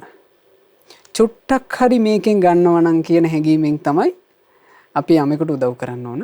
ඉතින් අපි බලාපොරොත්තු වෙන මට්ටමින් අපි මේ ඔක්කොම දෙන්න කැමති වුණාට කොහොම ගන්න තරම් ඒ අපේ හිතවතා, අපේ ඥාතියා, අපි ආදරය කරන කෙනා සූදානම් නොවෙන්න පුළුවන්. ඒ නිසා ඉතින් ටික ටික වෑයම් කරන්න තමන්ගේ ජීවිතයට ආරක්ෂාව සලසා ගැනීම, තමන්ගේ ජීවිතයට ධර්මයේ ගලපා ගැනීම කියන එක සම්බන්ධයෙන් තමයි අපි ගොඩාක් මේ වගේදී උත්සාහවත් විය යුත්තේ. මොකද ධර්මය කියලා කියන්නේ ඕපනයිකයි. තමා තුළට පමනවා ගත යුතු දෙයක්. ඒක තමා තුළට පමුණවා ගැනීමෙන් තමන්ගේ ජීවිතේ පරිවර්තනය කරගන්නවා කියන එක තමන්ට හොඳට බලන්න පුළුවන්. ඒ කියන්නේ මම දැන් ඉස්සර සිල්වත් නෑ දැන් සිල්වත්. ඒක තමන්ට බලන්න පුළුවන්. ඉතින් බාහිරකින් අපිට එහෙම බලාපොරොත්තු වෙන්න බෑ. අපි හිතමු බිරිඳ හොඳට ධර්මයේ හැසිරෙනවා කියලා ස්වාමි පුරුෂයා දෙසේ විය යුත්තේය. එහෙම කතාවක් නෑ. ඒක බෑ මේ ලෝකේ කරන්න. ඒ කියන්නේ ප්‍රඥාවන්තයාට ප්‍රඥාවේ ප්‍රමාණයට ගෝචර වෙන ධර්මයක් නෙමෙයි ඒක. ප්‍රඥා හීන නම් මක් කරන්නද? දැන් බුද්ධ කාලේ තියෙන්නේ මාගන්ධියා. මාගන්ධියා කියලා කියන්නේ ඩිල්ෂාන් හරි ලස්සන රූපයක් තිබ්බ කෙනෙක්. හරි හැඩයි කියනෝනේ. ඒ හැඩකාරකමට මේ තාත්තා හරි ආඩම්බරෙන් ඉඳලා තියෙන්නේ. මාගන්ධිය බමුණා. මගේ දූ තමයි මේ ප්‍රදේශෙටම ඉන්න හැඩකාරම කෙල්ල කියලා සතුටින් හිටපු කෙනෙක් හොඳ ධනවත් පවුල්. ඒ ධනවත්කම හින්දාම තාත්තා කල්පනා කළා මගේ දූට සල්ලි වලින් අඩුවක් නැහැනේ. ඒ නිසා සල්ලිකාර පවුලකට මට දෙන්න ඕනේ නැහැ. හැබැයි මගේ දූගේ රූප ස්වභාව වලට ගැළපෙන විදිහේ පුරුෂයෙකුටයි මන් දෙන්නේ. එතකොට මේ මාගන්ධී බ්‍රාහමණය හෙව්වේ මේ ලස්සන රූපයක් තියෙන පුරුෂයෙක්. ඉතින් ඔහොම හොය ඉන්නකොට තමයි දවසක් බුදුරජාණන් වහන්සේව දැක්කේ. දැක්කහම හිත මේ ප්‍රීතියෙන් පිනා ගියා. ඇයි දැන් භාග්‍යතුන් වහන්සේ ශාස්ත්‍රුන් වහන්සේ දෙතිස් මහා පුරුෂ ලක්ෂණයන්ගෙන් සෝභමානයි. දැන් දැක ගන්න නැති රූපයක් නේ. දෙතිස් මහා පුරුෂ ලක්ෂණෝ කියන එක ලෝකේ දුර්ලභයි. සම්මා සම්බුදුරජාණන් වහන්සේටත් සක්විති රජුරන්ටත් විතරනේ පිහිටන්නේ. දැන් අපි අද පුරුෂ ලක්ෂණ ගැන දන්නවා. නමුත් අපිට කෝ එහෙම රූපයක් දකින්න නැහනේ. නේ? ඒක දුර්ලභයි. එතකොට මේක දැක්කහම මර මාගන්ධී බමුණාගේ හිත ප්‍රීතියෙන් පිනා ගියා. ගිහිල්ලා කල්පනා කළා මේ තමන්ගේ මේ දුවව එකතු කරගෙන ඉන්න ඕන කියලා. මාගන්ධී බැමිණියත් එක්ක මේ මාගන්ධියා කියන දුවත් එකතු කරගෙන ආවා. ඇවිල්ලා මේ ඔය කියන්නේ මාගන්ධියා දැන් එකතු කරගෙන එනකොට මාගන්ධියාට පේනවා බුදුරජාණන් වහන්සේ රුක්සේ වෙන වැඩ ඉන්නවා. මාගන්ධියාට මේ වැඩ ඉන්නේ ශ්‍රමණයන් වහන්සේ නමක් මේවා ඔළුවට ආවේ නැහැ. ඒ බුදුරජාණන් වහන්සේගේ තියෙන මේ සුන්දර රූපකායයට මාගන්ධියා වසඟ වුණා. මාගන්ධියා වසඟ වෙලා දැන් මාගන්ධියා හිත ඉන්නවා අපේ මේ වගේ පුරුෂයෙක් මගේ ස්වාමියා කරගන්න ඇතිනම් කියලා. එහෙම හිත ඉන්නකොට මාගන්ධී බ්‍රාහමණයා භාග්‍යතුන් වහන්සේත් එක්ක කතා කළා. ස්වාමීනි මේ මගේ දුව මේ ප්‍රදේශයේම ඉන්න ලස්සනම දුව ලස්සනම රූපකායක් තියෙන ස්ත්‍රිය මං මේක මේ දියණියව වෙන කාටවත් දෙන්න කැමති නැහැ. මං කැමති මගේ රූප ස්වභාව වලට සරිලන පුරුෂයෙකුට දෙන්නයි. ඉතින් ඔබ ඒකට සුදුසුයි. ඒ නිසා ශ්‍රමණයන් වහන්සේ ඔබ වහන්සේ ওই කසාවත අතහැරලා මගේ දුවව විවාහ කරගන්න. දූ සන්තක සියලු ධනයත් ඔබට දෙනවා කිව්වා. එතකොට භාග්‍යතුන් වහන්සේ එතනදී ප්‍රඥා කතාව වදාලා. ඒක ධර්මයේ වදාලා. ධර්මයේ දේශනා කළා මේ භාග්‍යතුන් වහන්සේ වදාලා මේ මාගන්ධී බ්‍රාහමණය තථාගතයන් වහන්සේට මේ ජීවිතය අවබෝධ වෙලා තියෙන්නේ. ජීවිතයේ යථාර්ථය අවබෝධ කරපු බුදුරජාණන් වහන්සේට මේ රූපය පේන්නේ හරියට අසූචි පුරවලා කැටයන් කරවපු භාජනයක් වගේ. ඒ කිව්වේ හැමදෙනාගේ රූපෙට කිව්වේ. ඉතින් මේ බඳු ශරීරයක් තථාගතයන් වහන්සේ අතකින් ස්පර්ශ කරනවා තබා පයකින් ස්පර්ශ කරන්නවත් කැමති නැහැ කිව්වා. ඉතින් අනේ මේ ඇත්ත කිව්වේ. ඇත්ත කියනකොට දිල්ෂාන් ඒක ගෝචර වෙන්නේ ප්‍රඥාවට. ප්‍රඥාවට ගෝචර වෙන්න නම් තියෙන්න ඕනේ මොකද්ද? ප්‍රඥාව තියෙන්න එපේ. ප්‍රඥාව තිබ්බොත් තමයි ප්‍රඥා කතාව අහුවෙන්නේ.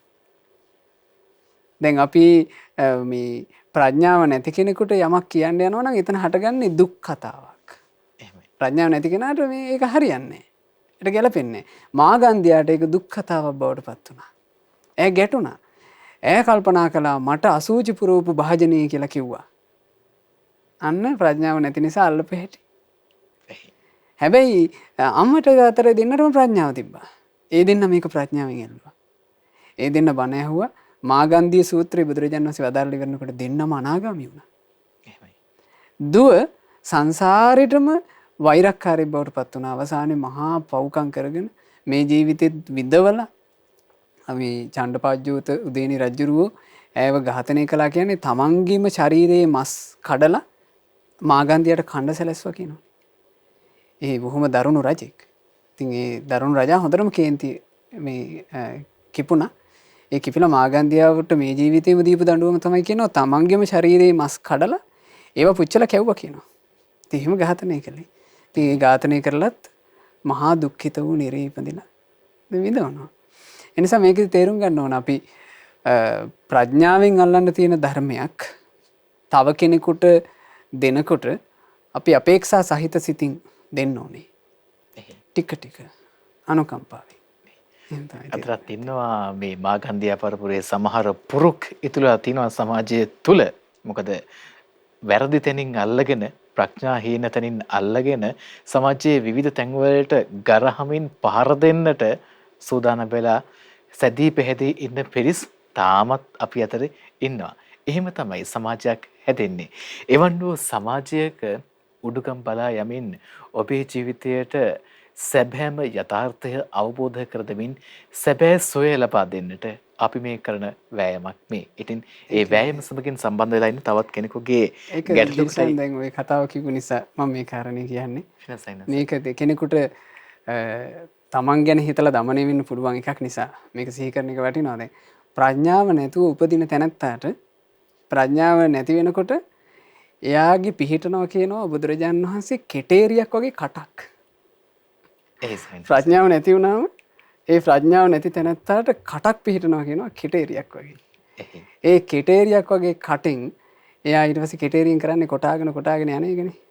ඉතින් හැම එකටම අර කට පාවිච්චි කරලා කොටාගෙන යනවා.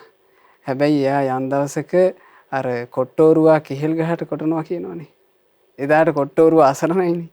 ඒ වගේ ওই කට නිසාම ගුණවතුන්ට ගරහලා ගුණවතුන් කෙරෙහි වෛර බැඳගෙන ස්වාක්ඛාත ධර්මයට ගරහලා අවසානයේ තමන්ගේ ජීවිතේ මේ මාගන්දියාසේම දුකට පමුණව ගන්නවා. බොහොම වටින කාරණාවක් දිලසන් සිහි කළේ. වර්තමානයේත් එහෙමයි ඉන්නවා. ඉතින් ඒ නිසා එහෙම කෙනෙකුට මේ බණපදේ ඇහෙනවා නම් තමන් ගැන සිහි උපද්ද ගන්න ඕන. සිහි උපද්දගෙන සංවර වුණොත් තමන්ට රැකවරණේ හදා ගන්න පුළුවන්. එහෙම වෙනස් වෙනස. ඉතින් හැමදාමත් ඔබේ සරණට පිහිටට තියෙන මේ ධර්මය එලෙසින් ඔබේ ජීවිතයේ සරණ උදෙසා සමීප කරවන මාධ්‍යකරණයේ සුදුරු කල්යාණ මිත්‍ර ශ්‍රද්ධා රූප වාහිනිය ලක්කර ගුවන්විදුලිය මේ කාර්යය අපි මෙහෙමම ඉදිරියට යමු. ඒ යන ගමන් පින ස්වාමීන් වහන්සේ අපට තවත් කෙනෙකු යොමු කරපු කාරණාවකට යොමු වෙන සූදානම. පින ස්වාමීන් වහන්සේ නිශාතරාණි අපිට යොමු කරන පැනයක්. පිනත් ස්වාමීන් වහන්සේ ගෘහ ජීවිතයක් ගත කරන කෙනෙකු වශයෙන් මුලින්ම භාවනා කරන කෙනෙකුට සුදුසු භාවනාව කුමක්ද? අනුකම්පාවෙන් පහදා දෙන්න මැනවි කියලා තමයි පින ස්වාමීන් වහන්සේ යොමු කරන්නේ. ගිහි ජීවිතයක් ගත කරන කෙනෙක් භාවනා දෙකක් මූලිකව හුරු වෙන්න. මෛත්‍රී භාවනාව සහ බුද්ධානුස්සතිය. එහෙමයි. මෛත්‍රී භාවනාව බොහෝම වටිනවා. ගිහි ජීවිතයක් ගත කරන වේවා. ඒ කියන්නේ සාමාන්‍යයෙන් එදිනෙදා ජීවිතේට බොහෝම වටින භාවනාවක් මෛත්‍රී භාවනාව. ඒ කියන්නේ කෙනෙක් වාඩි වෙලා හුරු වෙන භාවනාවක් විදිහට එයාට බොහොම සැපසේ හුරු කරගන්න පුළුවන් භාවනාවක් මෛත්‍රී භාවනාව. ඊළඟට ඒක සතර ඉරියව්වේදීම හුරු කරන්න පුළුවන්. ඊළඟ එක බුද්ධානුස්සතිය. දැන් බුද්ධානුස්සතිය කියලා කිව්වහම මේ ඒක ගැන තේරුම් ගන්න ඕනේ මෙහෙමයි. තෙරුවන් සරණ ගියපු කෙනා අත් නොහැර කළ යුතුම භාවනාව බුද්ධානුස්සතියයි. අපි බුදුරජාණන් වහන්සේ නම් සරණ ගියේ බුදුරජාණන් වහන්සේගේ ගුණ හිතිය යුත්තේද කියලා කතාවක් නෑනේ. එහෙමයි. බුදුරජාණන් වහන්සේ නම් සරණ ගියේ එයා බුදු ගුණ තමයි හිතන්නේ. ඒ නිසා බුද්ධානුස්සති භාවනාව මේ බුදුරජාණන් වහන්සේගේ ගුණ සිහි කිරීම නිතර හුරු වෙන්නේ ඒක හරි සුන්දරයි. ඒ භාවනාව හැමතිස්සෙම තමන්ගේ ශාස්ත්‍රීය සම්පත්තිය සිහි කර කර වාසය කරනවා කියන එක. දැන් දේශනාවේ ඉස්සර ඔය අනුරාධපුර යුගයේ වගේ මේ ආචාර්යයන් වහන්සේලා තමන්ගේ ශිෂ්‍ය භික්ෂූන්ට මූලික භාවනා 4ක් කියලා දීලා තියෙන්නේ. ඒක පැවිදි වෙච්ච කෙනාටනේ. පැවිදි වෙච්ච කෙනාට මූලික භාවනා 4ක් කියලා දීලා තියෙනවා. බුද්ධානුස්සති මෙත්තාච අසුභං මරණස්සති. භික්ෂුවටත් කිව්වා බුද්ධානුස්සතිය වඩන්න මුලින්ම. ඊළඟට මෛත්‍රිය වඩන්න. ඊළඟට භික්ෂුව මේ විරාගී ජීවිතයට හුරු වෙන කෙනානේ. කාමයේ අත්හැරලා විරාගීව ඉන්න කැමති කෙනෙක්. ඉතින් ඒ භික්ෂුව ඉක්මනින් සරාගී වෙන්න පුළුවන්.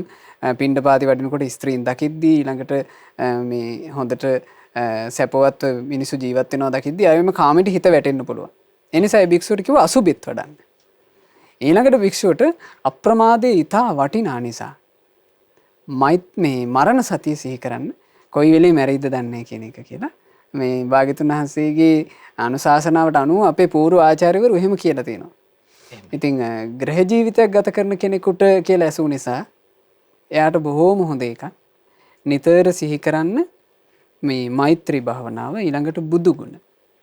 ඊළඟට ඔබේ ජීවිතේ ඉතින් සාමාන්‍යයෙන් දවසට එක වතාවක්වත් හිතන්න හුරු වෙන්න. රැයට නිදාගද්දි ඊළඟට උදේම අවදි වෙන වෙලාවට නිකන් හිතන්න හුරු වෙන්න මරණය ගැනනේ. එහෙමයි. දැන් රැය නිදා ගන්නකොට අපිට හිතන්න පුළුවන් නම් මේ නිින්ද මගේ අවසන් නිින්ද වුණත් වෙන්න පුළුවන්. යලි අවදි නොවෙන්න පුළුවන්. ඒ නිසා මේ මං හොඳ පිං හිතුවිල්ලකින් කුසල් හිතුවිල්ලකින් තෙරුවනට ජීවිතේ පූජා කරලා නිදා ගන්න ඕන. ඉතින් එහෙම හිතලවත් නින්දට යනවා නම් අඩු ගානේ නින්ද හරි පිළිවෙලකට තියෙනවා අපේ ජීවිතේ. ඒ නිසා මේ ගිහි ජීවිතයක් ගත කරන කෙනෙකුට ගොඩාක් වටින එකක් මේ ගිහි ජීවිතයක් නෙවෙයි සාමාන්‍ය ජීවිතයේ අපිට වටින භාවනාවක් මරණය සිහි කිරීම. ඒ නිසා ඔබ ඔන්න ඔය භාවනා තුන හුරු වෙනවා නම් ගිහි ජීවිතේ ගොඩාක් කටයුතු වලට ඒක ලොකු පහසුවක් වෙයි ධර්මය හුරු කරගන්න. ඒකද මෛත්‍රී භාවනාව වගේ භාවනාවක් කියලා කියන්නේ ජීවිතයට අමතර ආරක්ෂාවක්. මෛත්‍රී භාවනාවේ ආනිසංස 11ක් මෙත්තානිසංස සූත්‍රයේදී බුදුරජාණන් වහන්සේ වදාළා. ඒ ආනිසංස 11 අතරේ විශේෂ ආනිසංස 3ක් මම ඔබට කියන්නම්. එකක් තමයි මනස්සානම් පිය හෝති. මෛත්‍රී භාවනාව කරන්න මිනිසුන්ට ප්‍රිය වන්නේය. අමනුස්සානම් පිය හෝති. මෛත්‍රී භාවනාවේ යෙදෙන්න අමනුෂ්‍යයන්ටද ප්‍රිය වන්නේය. දේවතා රක්ඛන්ති. මෛත්‍රී භාවනාවේ යෙදෙන්න දෙවියන් විසින් රකින්නු ලබන්නේය. ඉතින් මේ ආනිසංස ඔබට මෛත්‍රී භාවනාව කරනවා නම් ලැබෙනවා. ඒ නිසා හුරු වෙන්න මෛත්‍රී භාවනාව. එහෙමයි. ඔබට අවස්ථාවක් තිබෙනවා Facebook සජීව විකාශයට ගිහිල්ලා ඔබේ සදහම් පැනය සදහම් ගැටලුව අපට යොමු කරන්න. පින්වත් ස්වාමීන් වහන්සේට අපි ඒ ගැටලුව යොමු කරලා පින්වත් ස්වාමීන් වහන්සේගෙන් විසඳුමක් ඔබට ලබා දෙන්නට අප සූදානම් මේ වෙලාවේදී. ඉතින් ඒ සමගින් අපි තවත් කෙනෙකුගේ සදහම් ගැටලුවකට යොමුෙන් සූදානම්. පින්වත් ස්වාමීන් වහන්සේ හසින්ත භාග්‍ය අපිට යොමු කරනවා පැනයක්. තිසරණය කෙරෙහි පැහැදීම පවත්වා ගැනීමට නිතර සතුටින් සිත පවත්වා ගැනීමට උත්සාහ කළත් අනපේක්ෂිත විදිහට අපහැදුණු සිතුවිලි සිතට එන නිසා තරමක් බියෙන් පසු වෙනවා. බෙවෙනි සිතුවිලි පැමිණ නිතරම මාව පීඩාවට පත් කරනවා. මම කරන්න ඕනේ මොනවද පින්වත් ස්වාමීන් වහන්සේ? හිතට නොයෙක් හිතුවිලි දැන් ඒක අර අපි කාලිමුත් කිව්වනේ මේ හිතට එන හිතුවිල්ල කියන එක ගැන නෙමෙයි අපි කලබල විය යුත්තේ. ඒ හිතට එන හිතුවිල්ල පවත්වනවාද නැද්ද කියන එක ගැනයි අපි හිතන්න ඕන. දැන් ඔබේ හිතට ඒ හිතුවිල්ල දැන් අපි හිතමු ඇතැමුන්ට ওই ප්‍රශ්න අපිත් එක්ක ඇතැම් වෙලාවට කතාත් කරලා තියෙනවා. බුදුරජාණන් වහන්සේ ගැනත් නිකන් අමුතු ඔය නරක හිතුවිලි හිතෙනවා. බුදු පිළිමයක් දැක්කහම නරක හිතුවිලි හිතෙන අය ඉන්නවා. මේ වගේ ප්‍රශ්න තියෙනවා. ඉතින් හරි දුකෙන් ඉන්නවා. එතකොට මේ ඒ හිතුවිල්ල සම්බන්ධයෙන් එයා දුකෙන් ඉන්නේ එයාගේ හිත තුළ භාග්‍යතුන් වහන්සේ ගැන තියෙන ශ්‍රද්ධාවටයි කියන එක එයාට අමතක වෙනවා. එහෙමයි. ඒ හිතවිල්ල එනකොට ඒකට එයාට දුක හිතෙන්නේ ඇයි? එයා ගාව තියෙන ශ්‍රද්ධාව. එයාට හරි බයයි. අනේ බුදුරජාණන් වහන්සේ ගැන මෙහෙම හිතන එක මට හොඳ නෑවද්ද? එතකොට එහෙම හිතෙන්නේ ඇයි? තමන් ගාව තියෙන ශ්‍රද්ධාව නිසා.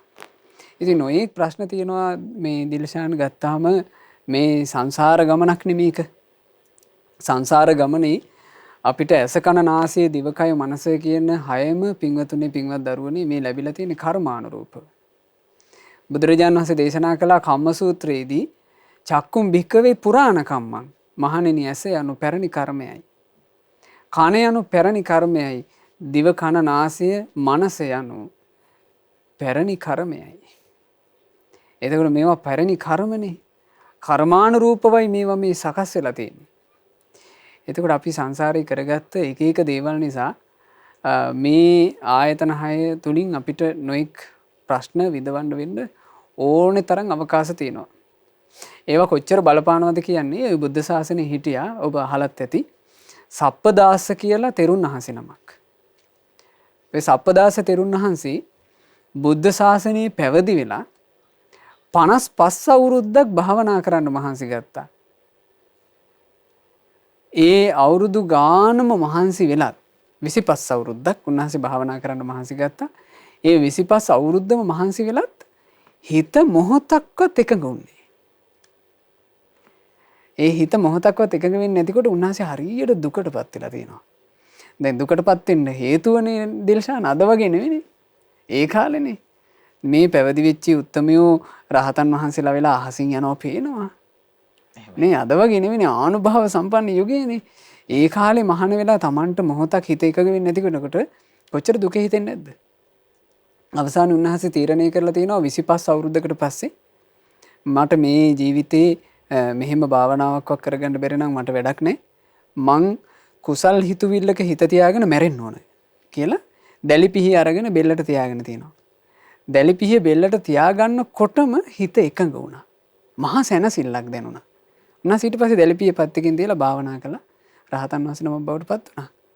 පස්සේ බලනකොට මොකද තිබ්බේ කර්ම විපාකය. පෙර ජීවිතයක කාශ්‍ය බුද්ධ ශාසනේ භික්ෂුන් වහන්සේ නමක් සිවුරු අරින්න ලැහැත් වෙලා තියෙනවා. එතකොට මේ ස්වාමීන් වහන්සේ ධර්ම කාරණා කියලා හිත උනන්දු කළා ආයස්මතුනි සිවුරු අරින්න එපා කියලා. ඉතින් හිත හරි ගියා ඒ ස්වාමීන් වහන්සේගේ. ඒ හිත හරි ගියපු ස්වාමීන් වහන්සේ එහෙනම් ආයස්මතුනි ගොඩක් පින් සිද්ධ වෙනවා මං කුටියට වඩින්නම් කියලා කුටියට ගියා. දැන් මේ ස්වාමීන් වහන්සේට කල්පනාවක් ආවා හිත හරි ගියා කිව්වට ආයෙ වතාවක් හිත දුර්වල වුණාවද්ද දන්නේ නැහනේ කෝකටත් කුටිය බලන්න යන්න ඕන කියලා. අර ස්වාමීන් වහන්සේ බලන්න කුටියට යනවා. යද්දි ඒ ස්වාමීන් වහන්සේ මුළු කුටියම අස් කරනවා. අර තමන්ගේ කුටියේ තිබ්බ බඩු එළියට දාලා අස් කරනවා. අනේ යනකොට තියෙනවා මේ ලස්සන ශ්‍රමණ පිරිකර එක එක බඩු තියෙන්නේ නැති. ඉතින් මොනවා හරි ආසහිතේ නේවා. ලස්සන දේවල් තිබුණා. තියෙනකොට ඉතින් අර ස්වාමීන් වහන්සේ මේවා අල්ලලා බලලා හරි හැඩයිනේ කියලා කිව්වා. අර සිවුරු වෙරලා යන්න ලැහැත්තිච්ච ස්වාමීන් වහන්සේට උඩ වචනයක් කිව්වා. ඉතින් ආයස්මතුනි මම ඇත්තටම සිවුරු වෙරලා යනකොට ඔබ වහන්සේ මගේ හිතවතා හින්දා මං හිතන් හිටියේ මේ බඩු ටික ඔබ වහන්සේට දීලා යන්න. එහෙම කිව්ව වචනයක්. කිව්ව ගමන් අර බඩු වලට ආස හිතුණා. ආස හිතලා මේ ස්වාමීන් වහන්සේ කියලා තියෙනවා නෑ ඉතින් මං ওই ධර්ම කාරණා කිව්වට ගිහි ජීවිතෙත් එහෙම නරක නෑ. ඉතින් මේ ගිහි ජීවිතේට වෙලා පිනක් දහමක් කරගෙන හිටියකින් කියලා අර ස්වාමීන් වහන්සේට ආයේ සිවුරු අරින්න වෙන තැනට හිතපත් කළා. හැබැයි ඒ ස්වාමීන් වහන්සේ සිවුරු ඇරියේ නෑ. බැරි වෙලාවත් සිවුරු ඇරියා නම් ඒ කර්ම විපාකයටත් වගේ කියන්න වෙනවා. අර ප්‍රමාදය ඇති වෙන කරුණු කීමේ චූටි මොහොතකට ඒ කරුණු කීමේ කර්ම විපාකේ බලන්න 25 අවුරුද්ද හිත එකඟ වුණේ. හැබැයි ඒ ස්වාමීන් වහන්සේ අවසාන මොහොතේ කෙලෙස් නැසුවා. එහෙම තෙරුන් වහන්සේ නමක් හිටපු නිසා මේ සම්බුද්ධ ශාසනය අපි දන්නවා එහෙම ස්වභාවයක් තියෙනවා කියලා. ඉතින් අපි දන්නවද අපේ හිතට මේ එන හිතුවිලි මොන වගේ ඒවද කියලා. ඒ නිසා හිතුවිල්ලකට කරබල වෙන්න එපා. හැම තිස්සෙම එහෙම හිතුවිල්ල කෙනෙකුට මෙහෙම හිතන්න. නෑ මම බුදුරජාන් වහන්සේ සරණ ගියපු කෙනෙක් මගේ ජීවිතේ බුදුරජුන්ට පූජා වේවා. මම ධර්මයේ සරණ ගිය කෙනෙක් මගේ ජීවිතේ ධර්මයට පූජා වේවා. මම සංගරුවන සරණ ගිය කෙනෙක් මගේ ජීවිතේ සංගරුවනට පූජා වේවා කියලා මුලින් හිතන්න. හිතලා සිහි කරන්න පටන් ගන්න. මේ හිතක කෙලස් තියෙන හින්දා නේද මම මේ විඳවන්නේ. හිතක කෙලස් තියෙන හින්දා නේද මම මේ විඳවන්නේ. මට ඕන නැති නරක හිතුවිලි මේ හිතෙන්නේ කෙලස් සහගත ජීවිතේ නිසා. මං කෙලස් සහගත වුණාට මගේ බුදුරජාණන් වහන්සේට කෙලස් තිබ්බේ නෑ. උන්වහන්සේ අරහං. මගේ බුදුරජාණන් වහන්සේ කෙලස් නැසුවේ තමන් වහන්සේම සම්භූ ඥාණයෙන් සම්මා සම්බුද්ධයි. ඒ මගේ බුදුරජාණන් වහන්සේ කෙලස් නැති හිතකින්ම 45 අවුරුද්දක් වැඩ සිටියා. විද්‍යාචරණ සම්පන්නයි. මේ කෙලෙස් පීඩා කිසිවක් නැති සුන්දර නිවනට බුදුරජාණන් වහන්සේ වැඩම කළා. බුදුරජාණන් වහන්සේ සුගතයි. කෙලෙස් වලින් පීඩා විඳින ලෝකයෙන් බුදුරජාණන් වහන්සේ නිදහස් වුණා ලෝකවිදු. කෙලෙස් වලින් මේ දුක් විඳින මිනිසුන්ව සසරින් එතර කරවන්නට අතිශයින් දක්ෂ වුණේ බුදුරජාණන් වහන්සේ අනුත්තර පුරිස ධම්මසාරති. කෙලෙස් වලින් පීඩා විඳින දෙව් මිනිසුන්ව සසරින් එතර කරවන මේ මහා ගුරුවරයා බුදුරජාණන් වහන්සේ සත්තා දේව මනුස්සානං. කෙලෙස් වලින් පීඩා විඳින අපිටත් කෙලෙස් දුරු කරගන්නට මේ සුන්දර ධර්මයේ පැහැදිලිව වදාළේ බුදුරජාණන් වහන්සේ බුද්ධ. මේ සියලු ගුණ දරා ගන්නට මගේ බුදුරජාණන් වහන්සේ භාග්‍යවන්තයි භගවා කියලා බුදු ගුණ සිහි කරන්නේ. ඔය කියපු විදිහට. එතකොට ඔය මේ පීඩාකාරී හැඟීම් ඔක්කොම දුරු වෙයි. ඒ පීඩාවක් ඇති වෙන වෙලාවට ඔබ බුදු ගුණ සිහි කරන කෙනෙක් බවට පත් වෙයි. එහෙම කටයුතු කරන්න. එහෙමයි පින ස්වාමිනාස. පින ස්වාමිනාස දිසානි ගමගේ අපට යොමු කළ තිනවා කමෙන්ට් එකක්. ඒ තමයි පින ස්වාමිනාස අපේ නිවසේ ළඟම රුක්කත්තන ගහක් තියෙනවා. කැපීමට අවශ්‍යයි. නමුත් අපි නිවසෙහි නිතරම පිරිත් සජ්ජායනා කරනවා. ධාර්මික පරිසරයක් පවතිනවා. එහෙම පරිසරයක් තිබියදී පින ස්වාමිනාස ගසක් කැපීමට පෙර කළ යුතු ක්‍රියාපිළිවෙලක් තිබේ නම් කරුණාවෙන් පහදා දෙන්න කියලා පින ස්වාමිනාස අපට යොමු කරන්නේ. ඒ කියන්නේ මේ අපිට කරන්න පුළුවන් සමහරවිට ඔය රුක්ෂවල රුක්ෂ දේවතාවරු වගේ ඉන්නවනේ විමාන. එහෙමයි. තබාගෙන. ඉතින් ඒකෙදි ගොඩාක් හොඳයි අපිට මේ සිහිපත් කරන්න ඕන මතක් කරලා මේ අපිට මෙහෙම අපේ නිවසේ කටයුත්තක් උදෙසා මේ අත්‍යවශ්‍ය කරුණක් වෙලා තියෙනවා මේ රුක්ෂය අයින් කරන එක. ඒ නිසා මේ අපි මේ රුක්ෂයේ යමෙක් ඉන්නවනම් රුක්ෂයට අරගෙන යම් කෙනෙක් ඉන්නවනම් අපි බොහොම අනුකම්පාවෙන් කරුණාවෙන් අපිට අපි අවසර පතනවා අපිට මේ රුක්ෂය ඉවත් කරන්න ඕන කියලා. මේ ඒ නිසා අපි කෙරෙහි ද්වේෂ හිතක් ඇති කරගන්න එපා කියන කාරණේ සිහි කරන්න. එහෙම සිහි කරලා දවසක් දෙකක් තුනකට පස්සේ ඒ ගහ ඉවත් කරාට කමක් නැහැ. ඒක වඩාත් සුදුසුයි. එහෙම පින ස්වාමිනාස. පින ස්වාමිනාස තවත් කෙනෙක් අපට යොමු කරලා තියෙනවා මෙන්න මෙහෙම කාරණාවක්.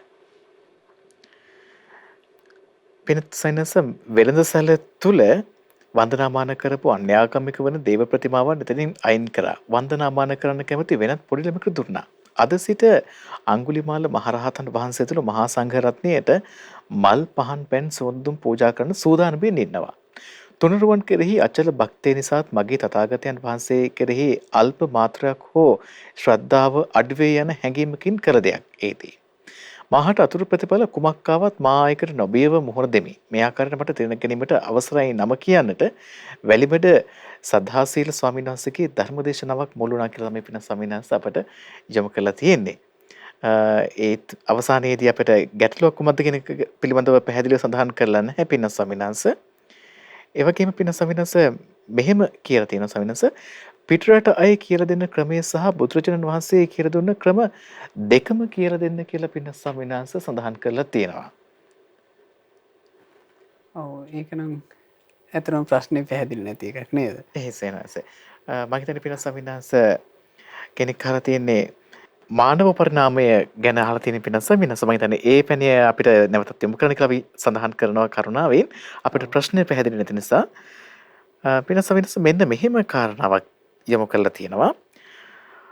රහසින්වත් කොහොඹෙක්වත් මරන්න හිතන්නේ නැති පුද්ගලයෙකුට රැකියාව නිසා යම් ආකාරයක සත්ත්ව ඝාතනාගාරවල මරණයට කැපවුණු ගැහැණු සතුන්ගේ පූර්ව පරීක්ෂණ සිද්ධ කරන්න හෝ සෞඛ්‍ය තත්ත්වෙන් පරීක්ෂා කරන්න සිද්ධ වුණොතින් එහෙම හැකි සෑම විටම හෝ සුළු කරුණක් පාමින් සඳහන් කරලා ඒ කාරණාවන් වලින් ඒ සත්තු මුදවා ගන්න කටයුතු කරනවා. ඒත් පවතින නීති රීති වලට අනුව සතුන් ඉවත් කිරීම ඔහුට රාජකාරී වශයෙන් පැවරලා තියෙනවා. ඒත් වචනයකින් හෝ ඝාතනයට අනුබල නොදීමට සිහියෙන් ඉන්න වග බලා ගන්නවා. තවත් දිවා රාත්‍රී සතුන්ගේ ජීවිත දහස් ගණනක් බේර ගන්න කටයුතු කරනවා. ඒත් ස්වාමීන් වහන්සේ මේක මානසික පීඩනයට කරුණක් උපදෙසක් ලබා දෙන්න. බුදු දේශනාවේ තියෙනවා භාග්‍යතුන් වහන්සේ ඇත්තටම මේක වදාළේ අම්බලට්ටිකාවේදී රාහුල ස්වාමීන් වහන්සේට. ඒක හරි ලස්සන කාරණාවක්. එහෙමයි. රාහුල ස්වාමීන් වහන්සේට කියනවා රාහුලය ඔබ සිතකය වචනෙන් මේ යම් ක්‍රියාවක් කරාට පස්සේ ඒ ක්‍රියාව සම්බන්ධයෙන් හැරිලා බලනකොට තේරෙනවා නම් මං කුසල් කළා. මං යහපත කළා. මං පින් කළා. මං මත්තෙහි සැප විපාක ලබා දෙන දේවල් කළා කියලා තේරෙනවා නම් රාහුලය ඔබ එයින් ප්‍රීති සිතක් උපද්ද ගන්න. ඒ ප්‍රීති සිතින් යුක්තව දිවා රාත්‍රී දෙකේ තව තවත් ධර්මයේ හැසිරෙන්න උනන්දු වෙන්න කියලා. එතකොට කෙනෙකුට දක්ෂකමක් ඇති කරගන්න ඕන මං හිතන්නේ මේ තමන් කරන ලද යහපත් දේ නිතර සිහි කරන එක. ඇතැම් වෙලාවට අපි ජීවිතය ගත කරනකොට අපිට අර හිතට සුළු සුළු කාරණා මුල් කරගෙන හිතට විඳව ඉන්න ස්වභාවයක් තියෙනවා. සමහර ලාවට ඊට වඩා අපි හොඳ යහපත් දේවල් කරලා අරකට එක්ක පටලැවෙනවා කියන එක අනවශ්‍යයි. ඉතින් අනවශ්‍යකේ පටලැවි නිකන් විහිං දුක් විඳින්න ඕනේ නෑනේ. කරන ලද හොඳ දෙයක් තියෙනවනේ. ඒ හොඳ දෙයට අවධානය යොමු කරන්න. ඒ හොඳ දෙයට අවධානය යොමු කරලා ඒ ගැන හොඳට හිත සතුටටපත් කරගෙන ඒක සිහි කරමින් වාසය කරන්න. මේ දැන් මේ ලද අවස්ථාවේ තමන්ගේ ජීවිතේ ටික ටික හෝ නිවැරදි කරගන්න මහන්සියක් ගන්නවා කියන එකෙන්. ඉතින් ඒකට ඇත්තෙන්ම අර කලින් අර සිහිපත් කරලා තිබුණනේ මේ අඟුලිමාල මහරහතන් වහන්සේ උදෙසා පහන් දැල්වනවා කියලා. එහෙමයි. ඉතින් බොහෝම හොඳ එකක්. තමන්ගේ නිවසේ කෙනෙක් ඒ කටයුත්ත කරනවා නම් මොකද අඟුලිමාල මහරහතන් වහන්සේගේ ජීවිතය ගැන ගත්තාම අපිට හරියට අඟුලිමාල මහරහතන් වහන්සේ ගැන හිත පහදව ගන්න පුළුවන් තැනක්. අරහත්ත්වයට පෙරම උන්වහන්සේගේ හිතේ තිබුණ ආධ්‍යාත්ම ශක්තිය අසාමාන්‍යයි ඒක. එහෙමයි. ඒක කියන්නේ ඇත්තටම මේක ආශ්චර්යයි අద్භූතයි කිව්වට කමක් නැහැ. එහෙම අද අමාරුයි එහෙම කරන්න. ඒ කියන්නේ අඟුලිමාල කියලා කියන්නේ මිනිස්සු දහසකට වඩා ඝාතනය කරපු කෙනෙක්. ඇත්තටම අර මේ 999ක් ඇඟිලිමාලේ දරාගෙන හිටියට ඊට කලින් මිනිස්සු ඝාතනය කළානේ. ඝාතනය කරලා මේ ඇඟිලි තැන් තැන් වල හංගපුවම නැති වුණානේ. එතකොට මේකට පිළිවෙලක් නැති හින්දානේ අර මාලයක් හදාගන්න කල්පනා කළේ. එතකොට දහසකට වඩා මරලා තියෙනවා. ඒ මරපු කෙනා මැරුවෙත් එකම මේ ප්‍රදේශයක් මුල් කරගෙන. සවැත් නුවර මහා ජනකායක්. සවැත් නුවර කියලා කියන්නේ 7 කෝටියක ජනකායනේ. එහෙමයි. ඒ එහෙම ජනකායක් අතරේ තමයි ගම්නියම් ගම් වලට පැන මැරුවේ. ඒ මරලා භාග්‍යතුන් වහන්සේ සමීපේ පැවිද්දටපත් වුණාට පස්සේ බුදුරජාණන් වහන්සේගෙන් මේ දේශනාවේ හෝ අටුවාවේ හෝ කිසිම තැනක නැහැ බුදුරජාණන් වහන්සේගෙන් එක වචනකින් ඉල්ලුවා කියලා. අනේ ස්වාමීනි මං මිනී මැරුවෙත් මේ ගිහි ජීවිතේ ඉද්දි මිනී මැරුවෙත් මේ පරිසරයේමනේ මට නිකන් මොකද වගේ මෙහි වාසය කරන එක මම වෙන පැත්තකට ගිහිල්ලා ධර්මයේ හැසිරෙන්නද කියලා ඇහුව තැනක් නැහැ. පුදුම හයියක්. ඒ කියන්නේ අර මේ ඔය අඟුලිමාල කියන හොරා මැරිය යුතුයි කියලා මහා ජනකායක් කෑ ගහපු පරිසරෙම පාත්‍රය අරගෙන උන්වහන්සේ පිණ්ඩපාත වැඩියානේ. එහෙමයි. ඉතින් මම ඒක ගැන හිතනකොට මේ මට කල්පනා වෙන්නේ දැන් උන්වහන්සේට තිබුණ අසාමාන්‍ය පින්බලෙන් හින්දා වෙන්නේ නැති. කාටවත් වහ දාලා මේ දානේ පූජා කරන්න හිතෙන්නේ නැති වෙත්තේ. එහෙමයි. උන්වහන්සේට තිබුණ පින්බලයට. ඒ කියන්නේ ඒ තරම් වෛර බැඳපු අය ওই පරිසරෙ හිටියා. කී දෙනෙක් මූණට බහින්නේ නැද්ද? ඒ ඔක්කොම ප්‍රශ්න තියෙද්දි කියන්නේ කවදාවත් එන්නේ නැහැ කියනෝනේ මේ පිණ්ඩපාතේ ගිහිල්ලා සැනසille. උන්වහන්සේ පිණ්ඩපාතේ වැඩලා ආපහු වඩිනකොට එක්කෝ හිස පැලිලා, සිවුර ඉරිලා, පාත්‍රෙ බිඳිලා. එහෙම කියනවා මේ වැඩම කරන්නේ. බුදුරජාණන් වහන්සේ ඒක දේශනාවේ තියෙනවා භාග්‍යතුන් වහන්සේ වදාරනවා මේ බ්‍රාහ්මණ ඉවසන්ට. දීර්ඝ කාලයක් නිරේ ගිහිල්ලා විඳවන්න තිබ්බ පව්කම් ඔබ ඔය විඳවන්නේ. ඒ නිසා ඉවසන්න කියලා. ඉතින් උන්වහන්සේ ඒ ඔක්කොම ඉවසගෙන ධර්මයට හිත යොමු කළා. එහෙමයි. ධර්මයට හිත යොමු කළා ජයගත්තනේ. ජයගෙන රහතන් වහන්සේ නම බවට පත් වුණා. ඒ නිසා මේ අඟුලිමාල මහරහතන් වහන්සේගේ ජීවිතය ගැන හොඳට හිතලා හයිය ගන්න. හයිය අරගෙන කුසලයේ ගැනම සිහි කර අනේ මට මේ පින් කරගන්න ලැබිච්ච අවස්ථාව කුසල් කරගන්න ලැබිච්ච අවස්ථාව මම මේකේ කොච්චරක් පින් කරගෙන තියෙනවද මේකම සිහි කර පිනෙන්ම හිත සතුටු කරගනිමින් තව තවත් පින් කරගන්න ධර්මයේ හැසිරෙන්න. ඉතින් ඒ සඳහා ඔබ හැම දිනාට ශක්තිය ධෛර්යය වාසනාව ලැබිත්වා කියලා අපි සිත ප්‍රාර්ථනා කරනවා. දැවෙන්න කොයිතරම් දේවල් තිබුණත් නිවෙන්න තියෙන්නේ එකම එක මාර්ගයක් විතරයි. ගිනි ගන්න නම් හුඟක් දේවල් තියෙනවා. කඩදාසියත් පිටුරු ගසත් වියලි කොළයත් හැමතැනකින්ම ගිනි ගන්න පුළුවන්. හැබැයි මේ හැම ගින්නක්ම නිවන්න පුළුවන් ජල පහරකින්. ඒ සිහිල් දියදහර වෙන්නෙම මේ උතුම් ධර්මය. සංසාර ගින්න නිවන්නේම මේ අමාදම් දියදහරින්. ඒ අමාදම් දියදහර ඔස්සේම අද ඔබට අපි මේ සතියන්ත යොවුන් දහම් වැඩසටහන සමීප කරව පින්වත් ස්වාමින් වහන්සේ සමගින්. අප කෙරෙහි දයනුකම්පිත වූ පින්වත් ස්වාමින් වහන්සේ.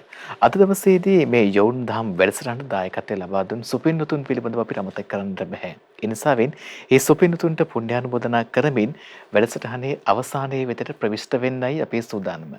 අවසන් වශයෙන් පින්වත් ස්වාමින් වහන්සේ අද කතිකාවතේ සංක්ෂිප්තයක් සමගින්ම අපේ සුපින්තුන්ට පුණ්‍යානුමෝදනා කරන්න පින්වතුන් වහන්සේට මහත් ආයුකම්පවෙන් ආරාධනා කරනවා. අවසරයි පින්වත් ස්වාමීනි.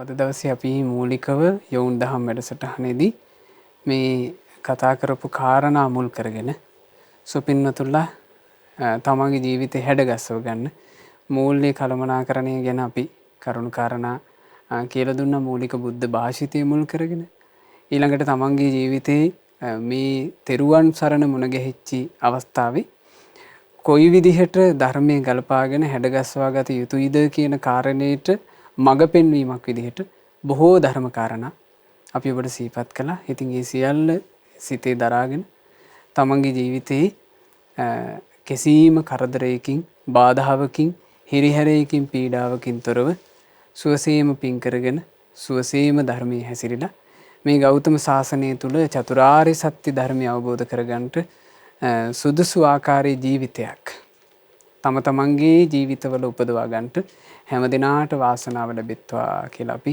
සෙත් ප්‍රාර්ථනා කරනවා. අද දවසේ මේ උතුම් සදහම් කතිකාවත සිදු කරමින් අප විසින් රැස් කළා වූ සියලු පුණ්‍ය ධර්මයන් ධර්ම දේශනාමය වශයෙන් සාකච්ඡාමය වශයෙන් ඊළඟට ධර්ම ශ්‍රවණමය වශයෙන් මෙසේ රැස්වුණා වූ සියලු පුණ්‍ය ධර්මයෝ අපි අනුමෝදන් කරමු. පළමු කොට සක්දෙවිඳුන් සතරවරන් දෙවිවරුන් ප්‍රධාන සදෙව්ලෝක වාසී සියලු දෙවියෝ මේ සියලු පින් අනුමෝදන් වෙත්වා. අපගේ ඉෂ්ඨකාමී හිතකාමී සියලු දෙවිවරු පින් අනුමෝදන්ව දෙවියෝ දිව්‍ය සැපයෙන් වැඩිත්වා. ශ්‍රද්ධහා සීල සුත ත්‍යාග ප්‍රඥා යන උතුම් වූ සේක බල ධර්මයන්ගෙන්ද වැඩිත්වා. ඒ සියලු දෙවියන්ගේ ආශිර්වාදය රැකවරණය උපකාරය අප සෑම සියලු දෙනාහට දෙවියෝ නොවඩුවම සලසා දිත්වා. සාදු සාදු සාදු. රැස් කළා වූ සියලු පුණ්‍ය ධර්මයන් අපගේ ගුරු දේවෝත්තම කල්යාණ මිත්‍ර පරම පූජනීය පින්වත් ලොකු ස්වාමීන් වහන්සේට අනුමෝදන් වෙත්වා.